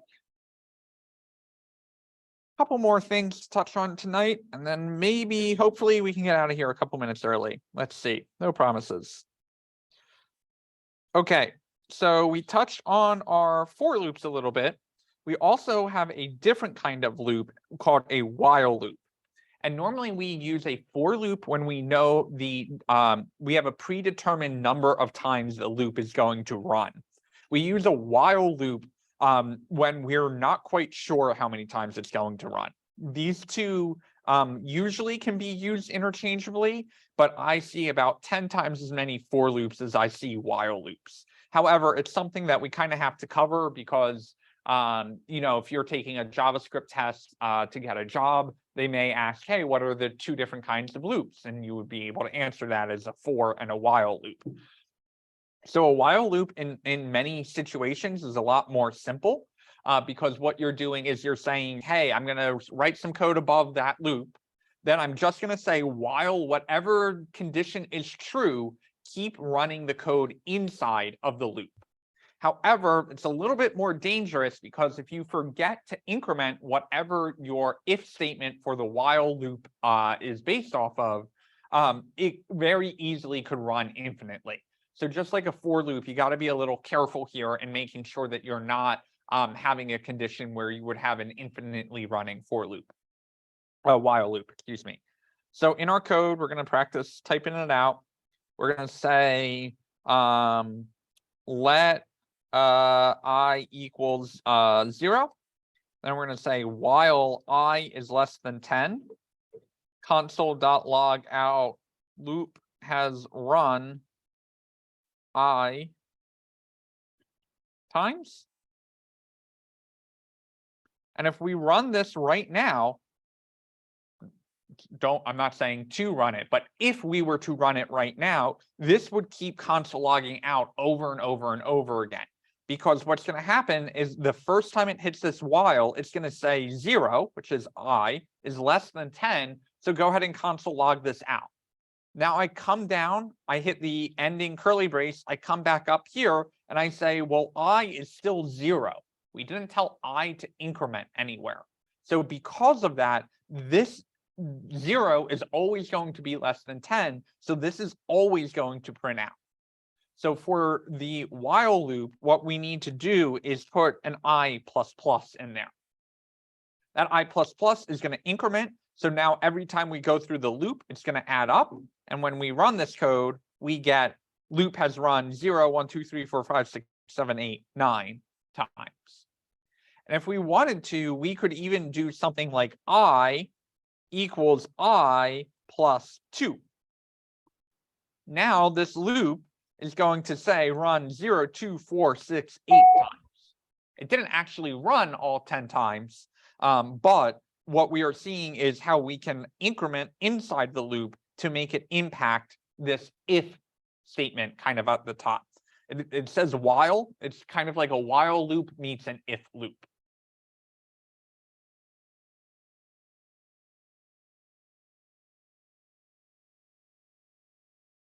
Hopefully not too complicated there. Like I said, you don't see a ton of while loops. You see a lot more for loops. Now that JavaScript supports a for of loop, that's going to be the most common loop that we will be using. But you can often tell the developer based off of what loop they use. Some developers love while loop. Some developers love the classic for loop. I am a big user of the for of loop, but we will get exposure to almost all of these coming up.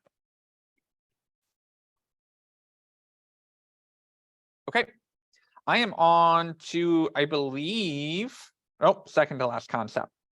So oftentimes we run into an error, right? So taking a look at this code, we've got our fruits array, and we're saying, hey, for let I equal 0, well, I is less than 4, I++. Well, what's the problem with that? It's going to go in and it's going to print out apple. Then it's going to go through and I is going to be 1 and it's going to print out orange. Then I is going to become 2 and it's going to print out banana. Then I is going to become 3. And 3 is less than 4. So that loop is going to run again. But then it's going to try and get index 3 that doesn't exist and throw an error. So let's just get it to throw the error and then we can talk about trying some code and then catching any errors that might be thrown. So I'm going to write out that code almost identically. I'm going to say const fruits is equal to my apple, my orange, and my banana. And I'm going to say for let I equal 0 while I is less than 4, I++, and then just console log out my fruits, I. So what we see is me losing my terminal. Where did you go?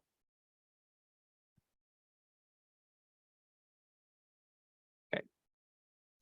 I'm going to do my node index.js, and we got apple, orange, banana, undefined. Okay, well, that's not quite what I wanted. So what we are able to do, and you know what? I don't think this actually is a good example, because that undefined isn't technically an error, right? Undefined is an accepted allowed value. What we saw as an error was something more.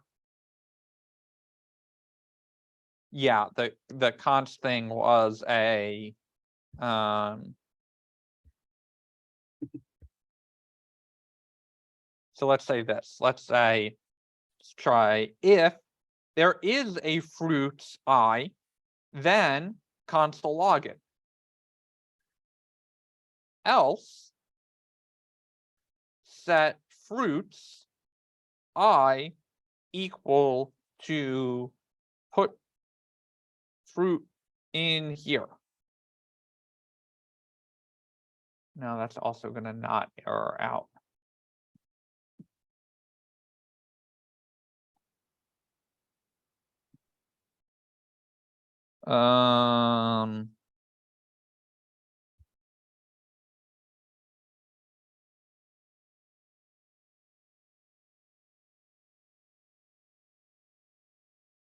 Let's this is a really basic example. So let's say console log out the foots instead. Purposely going for an error here just to show this concept. So I come over here, I run this, and now I get this error that says foots is not defined. Of course, foots is not defined. I was trying to print out my fruits, and I put the wrong thing in here. Okay, well, sometimes what we want to do is try to run some code, and if it doesn't work, catch the error that Node is going to throw and say, hey, this code didn't work out. You might want to look into that. So the way we do that is we put the whole code in a try block. We say try to do this code in here. And once we try it, if everything's good, we're fine. But if it's not good, catch any error that gets thrown. And console.log, oh nodes. So now what's going to happen is we go back down into our terminal. We run our code. We get apple, orange, banana. And then it went, oh, foots. I don't know what foots is. So go ahead and log out oh nodes. So now the end user isn't going to see a whole node error message that says foots is undefined, and it's going to show them the line and all of that stuff. Instead, they get a more user-friendly error message. So a try catch is basically a way to say, hey, try and run this code. And if something goes wrong in that code, catch that error and then do this instead. So anything in the try block is where the error might get thrown. Anything in the catch block is what it's going to do instead if that error happens. And that catch block will be completely ignored if there is no error. So if we console log out, or if we comment out our console log foots and rerun this code, we never see the oh no's because there was never an error that happened here because it was commented out. Or Charles, go ahead. So when you catch, it'll let you know that there is an error. It won't tell you what the error is. You have to go back and find it. It will tell you what the error is in this error right here. So if you wanted to, instead of console logging out oh no's, you could console log out the error, and then you would be able to see the details of the error in your console.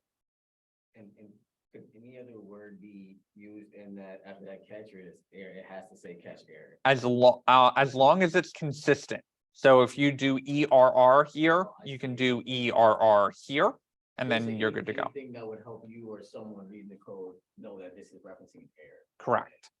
I cannot tell you how much code that I see that says catch E, and I'm like, spell it out. Like, what is E, right? Like, and oftentimes that's just a lazy, like, just take whatever the error is and dump it out. But I will always do in my code like ERR or spell out error. The other thing that drives me nuts is when you see a for loop written with an I, like I did up here, and I'm like, because you can also do nested for loops. You can run a for loop inside of a for loop, and then people get creative. Instead of saying I, they say J. And then if you do a for loop inside of a for loop, you get to K. And then you're like, I have no idea what I, J, and K are. Like, what are we looping over here? And so I won't use I there. I'll use an actual iterator. So I'll say like fruits iterator instead of I. And then it's much more clear to say, this is the index that we're looping over. The try catch, I know, is kind of a stretch. This is, again, one of those things that I have to teach in JavaScript 101. We won't be using try catches a lot because we'll be writing perfect code and our code never breaks, right? So why would we need to try it? Just kidding. The try catches are used more in advanced coding, but it is a basic kind of core tendency of any programming language. And that's why we touch on the syntax and make sure, hey, we understand the basic of, we can try this code. If there is some error that gets thrown inside the code, we can tell it to try it, catch the error, and then handle it differently if we need to. Sometimes we want to handle situations depending on what the error is. So we might use an if statement inside of our catch block. We might say, hey, try and update this in the database. And if the error that comes back is that it already exists, just update the value that already exists. But if the error comes back and goes, cannot connect to database, we need to handle that error a little differently. So we'll do that in the catch statement and say if error.code equals, you know, whatever, depending on what kind of code we're writing.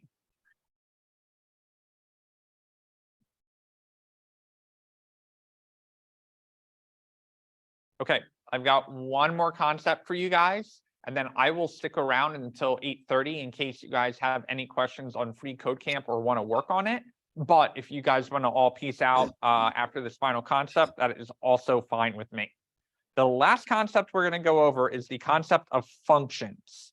So functions are a way that we can write reusable code. Now, there are two types of functions in JavaScript. One is called an arrow function, and then the other one is kind of the standard function. This is the standard function that has been around in JavaScript forever. So we talked about parameters and arguments, right? The general idea here is that what happens when we want to repeat this same thing over and over again? Let's say we are adding a bunch of numbers together and don't want to keep on using plus over and over again.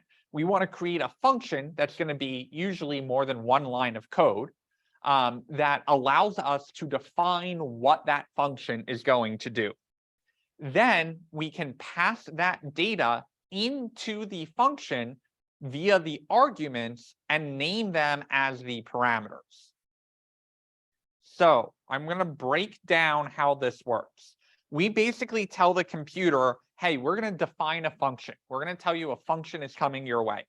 Now we need to name that function. That's what comes after the space, right? So we're going to create a new function called @. Now that function needs to know what kind of data is going to get sent into it. These are the parameters, num1 and num2. We can call num1 and num2 whatever we want as long as we are consistent inside of the function of calling it the same things. Everything is based off of that comma. So if we are sending in whatever we send in as the first argument to that parameter will be what is in num1. So we say, hey, there are two parameters that are going to get sent in with this function, num1 and num2. Then we use that curly brace. Damn it, Max, I said it was for an object only, and then I said it was only for a for loop. Now we're also using it for a function. So whenever we have a block of code, you can think of that as a group of code, we're going to use those curly braces to say all of this code kind of goes together, right? So any code inside this function is going to be between that opening curly brace and the closing curly brace. Okay, now what do we want that to do? We want it to take num1, the first parameter, and num2, the second parameter, add them together. Okay, pretty basic. Then return it. What does return mean? It means it's going to return it to the place that was calling or executing the function. So you see how we have the parentheses down here? That is what is called calling the function. So here's how that works. There's also one other type of a function. This is called an arrow function. Very similar, right? We just see a slightly different syntax. This is the syntax that we'll be using for all of our functions because this is the newer version that is preferred. So very similar, instead of saying function add, we say const add, and we say what is add equal to? It is equal to these parameters, and then what do we want to run when those parameters get passed in? That's what's going to go in the curly braces. So this is the one that we'll be using more of. The functions are called or executed the same way between the two types. It is just a matter of what syntax you're using. So let's break down what's happening here. What's happening is we say add, and the computer goes, okay, add is defined up here as a function. What do we want to do with that function? So we say we want to add 5 and 2. So num1 is now equal to 5. Num2 is now equal to 2. Okay, then what does the computer do? It says, all right, those are 5 and 2. Now I want to pass them in to our two adds. So we say return 5 plus 2. This, again, this is what the computer is doing under the hood. You don't see any of this. This is just a visualization of how this code flows. So now it goes, oh, I got to add 5 and 2 together. So it does that, and it says 7. Okay, now it's got to return that. Where is it going to return it to? It's going to return it to wherever add was called.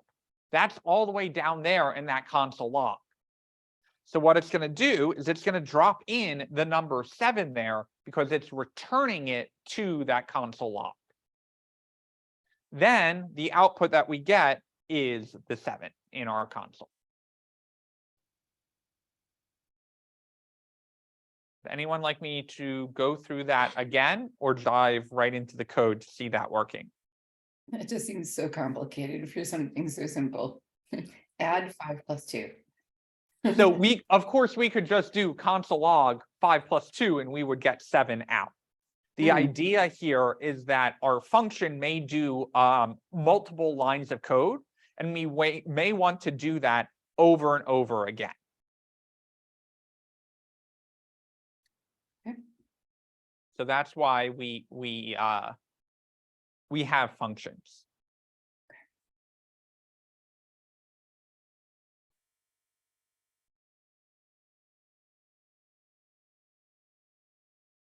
Okay, let's go through this code side. I'm trying to think of a slightly more complicated example of a function.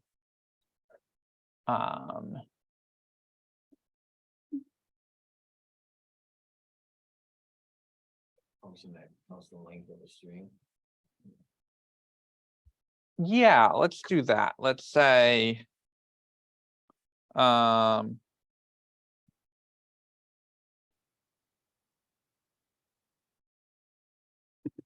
I'm going to make a new file here, and I'm going to call it bank.js. Do this off the top of our heads here, right? So we're going to say let balance equal $10. Then we are going to say const withdraw is going to do something. Oops. And it needs to know how much we're going to withdraw. That's going to be the amount. We are then going to say, hey, console.log a withdrawal of $5. So what we're going to do is we're going to say, hey, the balance is now going to be equal to the balance minus the amount they withdrew. Now, could I have just said console.log balance minus 5? Yeah, of course I could have, but it's going to get a little bit more complicated as we go. So what do we expect to come out here? Hopefully the number 5, right? Node bank.js, undefined.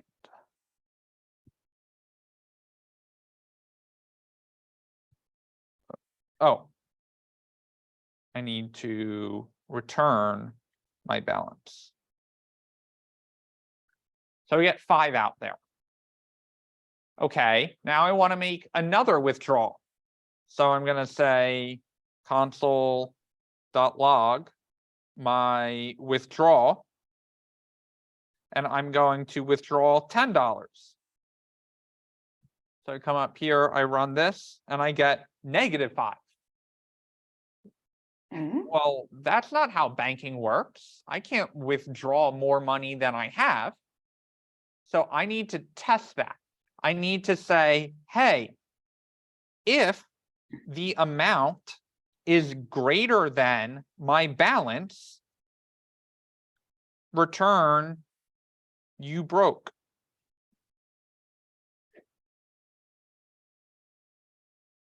Else, go ahead and make the withdrawal and update what their balance is. Now, every time I want to do a withdrawal, I don't want to have to write this if statement over and over and over again. So what I do is I move it into that function that's going to do all of that logic for me. So now, whenever I want to make that withdrawal, I'm able to do that without having to rewrite that if statement over and over again. Jennifer, does that make it a little bit more obvious of why we would need the function?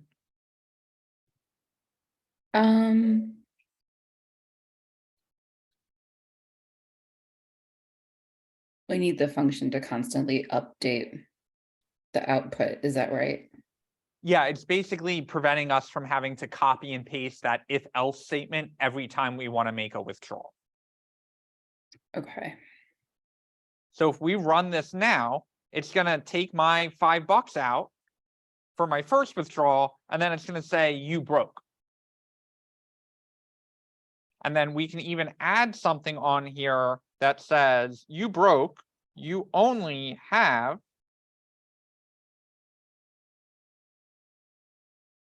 $5.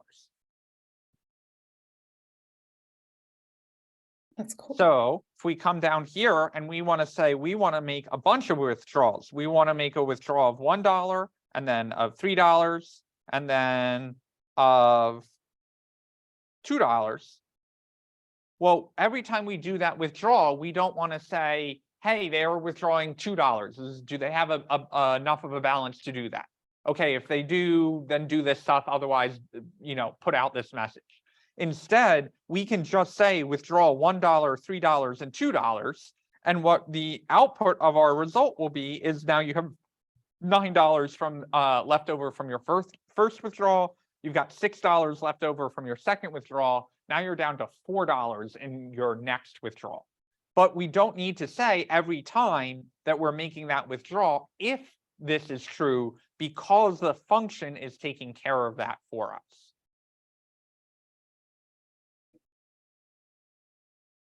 So I want to just go through this flow one time so you guys understand. Okay, so this const withdrawal actually gets completely ignored by the computer.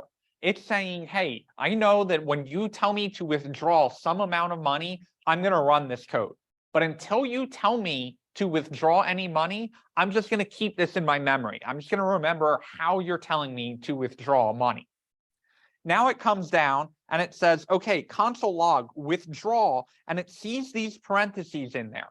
Those parentheses are telling it, go run my withdrawal function. So what it's going to do is it comes up here and it goes withdraw from right here is going to go up to my withdrawal right here. And then it needs to know, well, how much are you trying to withdraw? That's my amount. That's going to come from my parenthesis right here into my amount. Then it's going to say, okay, now you want me to run the code inside of this function between this curly brace and this curly brace. So it says amount. Well, my amount is going to come down in here, and my amount is going to be the number 1. Okay, now it needs my balance. The balance is going to come up here. It's going to grab the number 10, and it's going to drop it into the balance, which is 10. Is 1 greater than 10? No, it's not. So it's not going to hit this return. It's going to instead come down here and say, hey, take the amount, which is 1, subtract 10 from 1, and store that into the balance, which is now going to be 9. Now it comes down here and it says return 9. Well, where's the return coming from? The return is going to say, oh, let's go back up to this withdrawal. Wherever you call this function, it's going to come down here to this console log, and it's going to console log out 9 for me.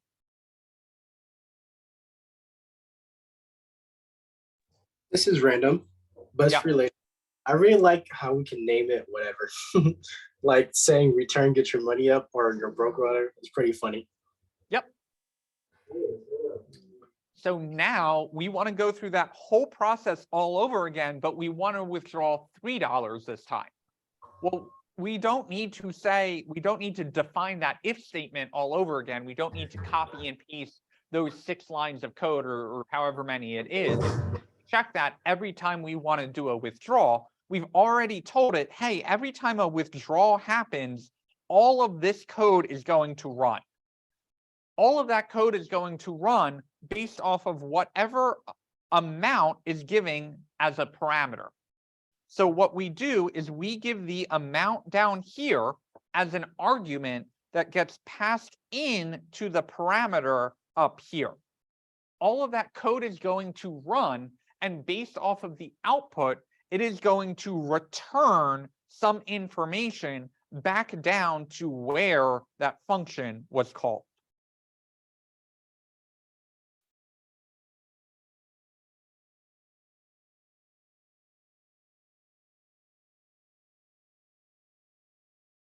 Make sense?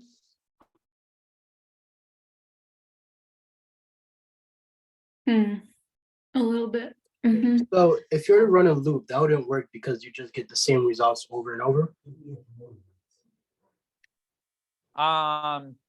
We could put it in a loop. Hmm. We could say, let's do a loop.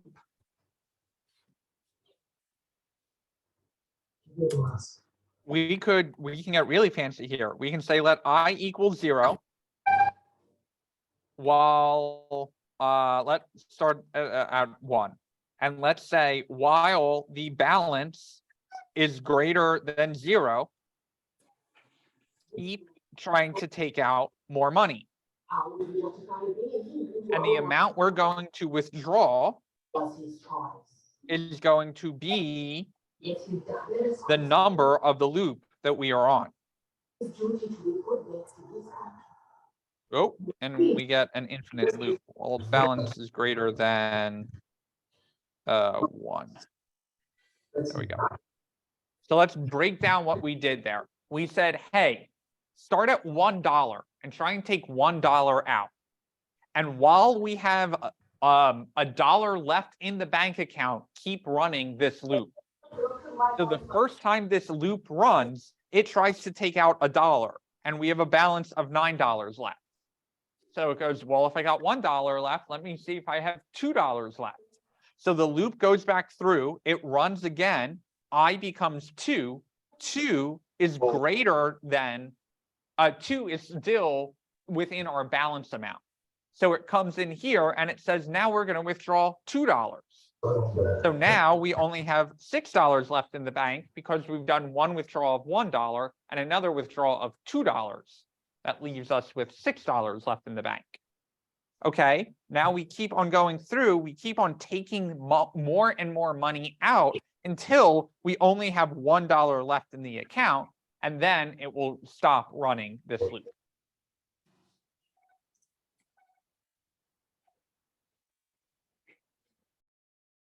More advanced example, but definitely can use functions inside of loops, and we frequently do.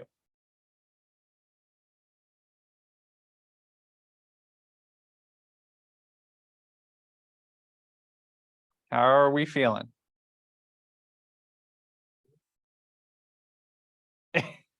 Well, it's weird because I kind of get it and I kind of don't, but I don't know what I don't get or what I do. Like sometimes it makes sense and I'm like, yeah, okay. You know, and 3 seconds later, I'm like, oh, wait. I just don't know if somebody would come up to me and say to me, can you do this loop? I know the concept and I know how to do it. I just don't know if I'll be able to come up with the right words. So that's part of that is practice, right? And the practice will come from projects, right? Of, hey, we've got all of these seats in the movie theater. We need to loop over all of them to figure out whether they're occupied or not, right? So we get practice using the loops that way. The other part of this is that sometimes you start writing code and then you go, oh, I already wrote this part of the code, right? So you go up and you copy and paste it. And then you go, oh, I also need this in this other section. So you copy and paste that. And now you're like, oh, I've got 3 things that are identical. And when I go fix one of them, I've got to go fix it in the other 2 places. That's when we start going, oh, we need a function for that because we want to be able to reuse this snippet of code. Mm-hmm. Mm-hmm. That is a function. Yep. Depending on, like, there are other ways of doing it, but for the most part, that is a function of, hey, I'm gonna put this code over here. You can completely ignore that code until I tell you, hey, I want to go run that function. Here's the data you need to go run that function. Then it's going to go do all of that and update whatever it needs to and return out a new value to you. And then you are able to use that however you need it until you need to go call that function again. So when we say calling the function, all we're saying is naming the function, putting the parentheses in so it knows to go execute or call the function, and then whatever arguments are required for the parameters of that function. That's what I was gonna say. Practice. Pulling it out. Or you practice putting the function easier for me to understand. Yes. And oftentimes we want a function to run based off of a user action. So we want to say when the user clicks the submit form button, send in the contact form to the server to send the email.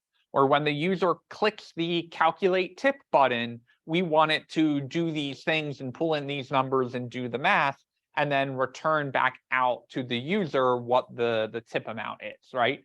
So that's where we're going to start on Monday. Is sometimes we don't want all of our code to run. We want this portion of the code to run when this event happens. That's what we will also be using a function for. So it's not always reusable code snippets. Functions can also be used to segment our code out and say, based off of this event, make this happen in our code.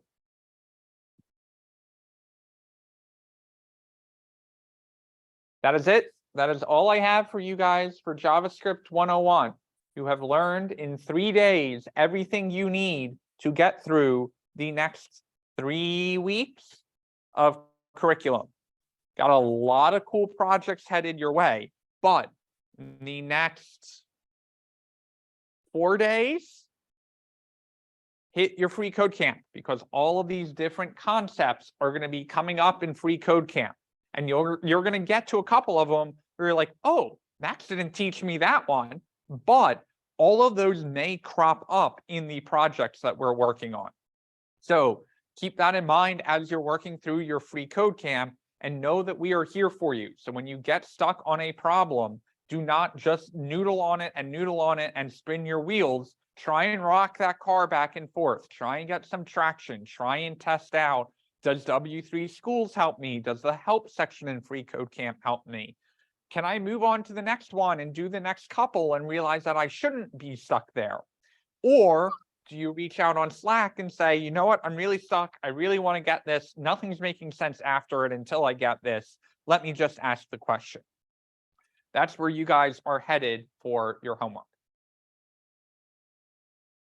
For tonight, we're going to switch over to terms, and then I will stick around in case any Free Code Camp questions pop up.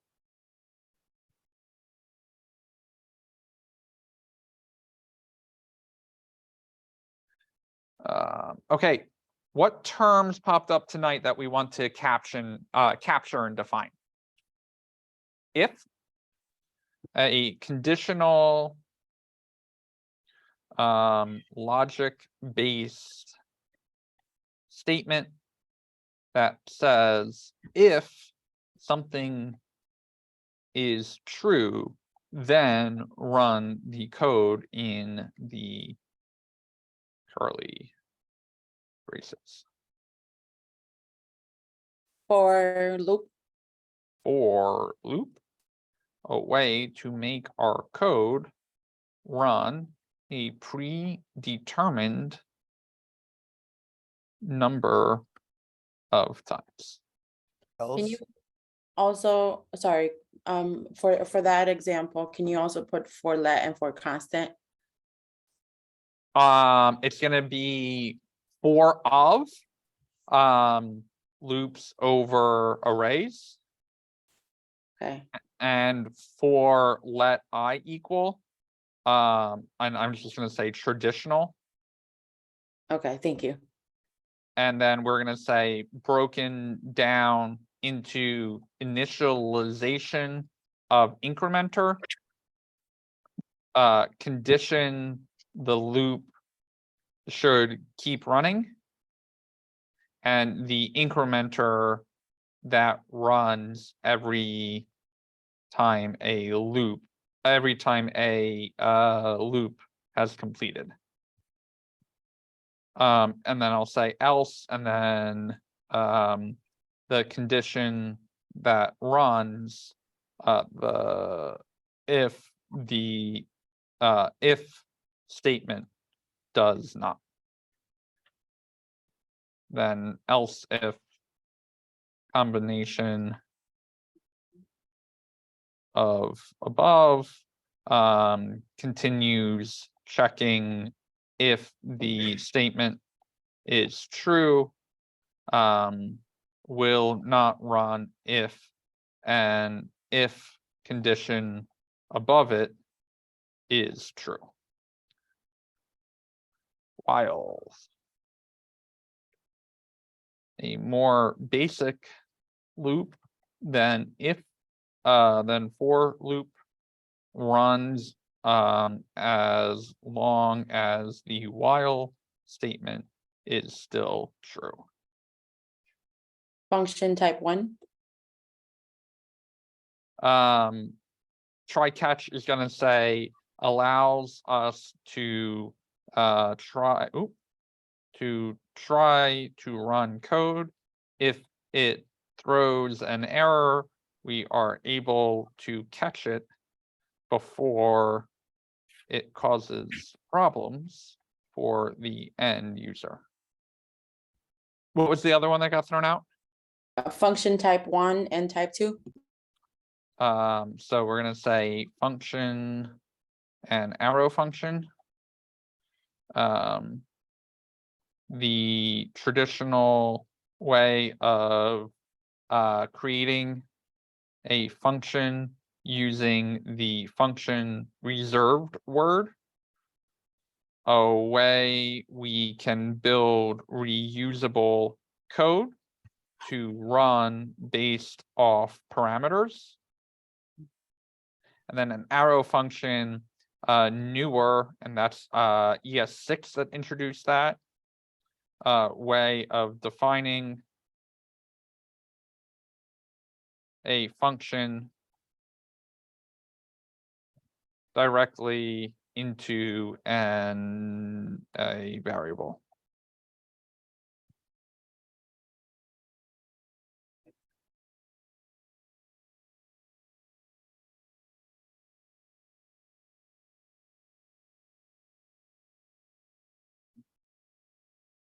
Add?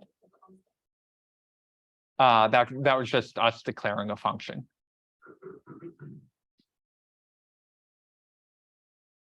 Code tracing? Code. What was that, Kalai? Oh, code tracing. Yeah. Thank you.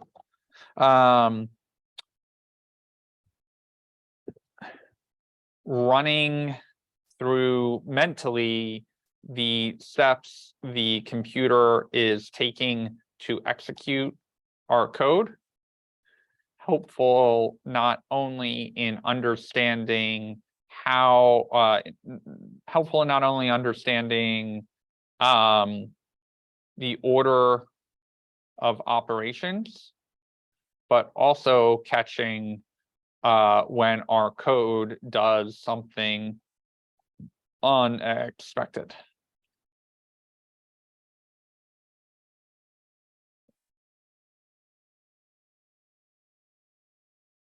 Anything else? You mentioned DOM, DOM, but you said that we would cover it next week. Let's save that, yes. Okay. Return, did you have that? Return. Sure. The piece of the reserved word inside a function to send the output back to the place the function was called.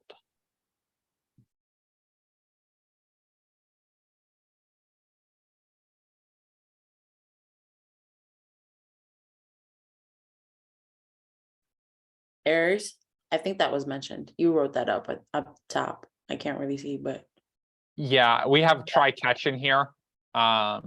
I think it's, I hope errors is self-explanatory of our code broke.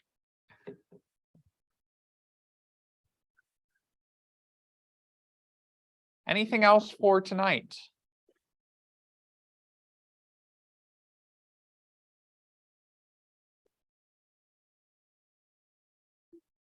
Okay, then I will stick around for the next 15 minutes or so if you guys do for answering any questions that may have popped up on Free Code Camp.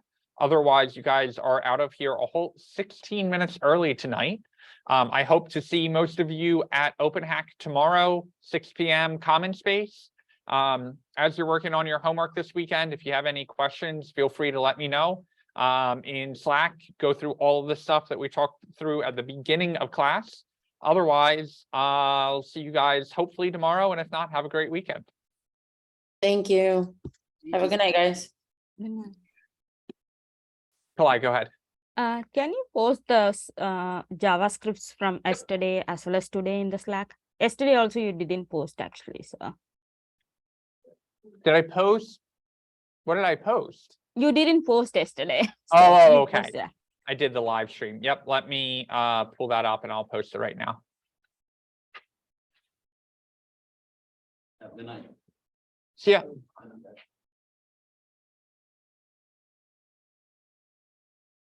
And then we'll do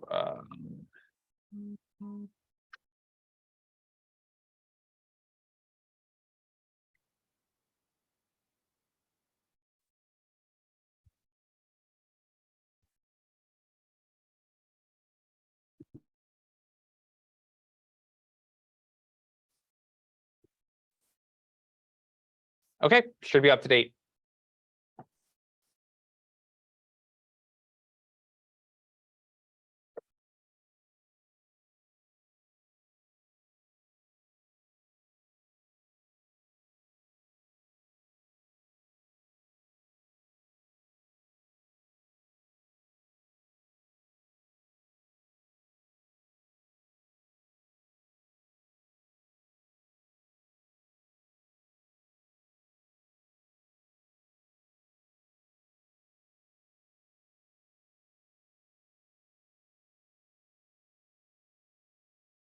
Max, do you mind checking my stuff from yesterday? I Sure, still feel like it's something is missing in it. So sure, take a look.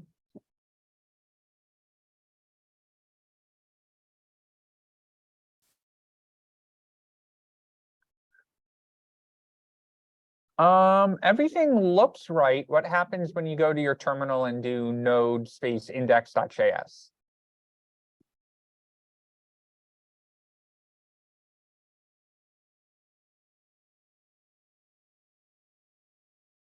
Good, so go ahead and type in a number there. what number could you like to add first? So, any number? Any number. Yeah. And hit enter, and then Okay. go ahead and enter a second number. And you got your sum, so you're good to go. Yeah, thank you, Max. Yeah. No problem.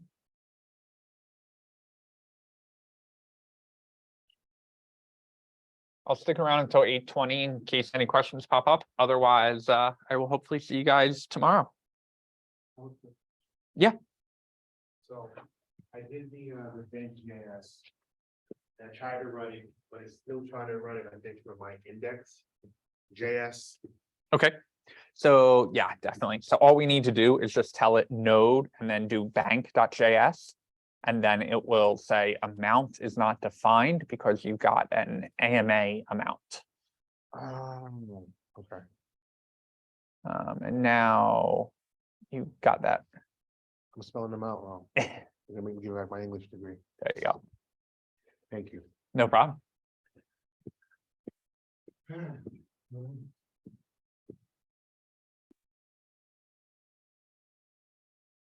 All right. See you guys. Very nice.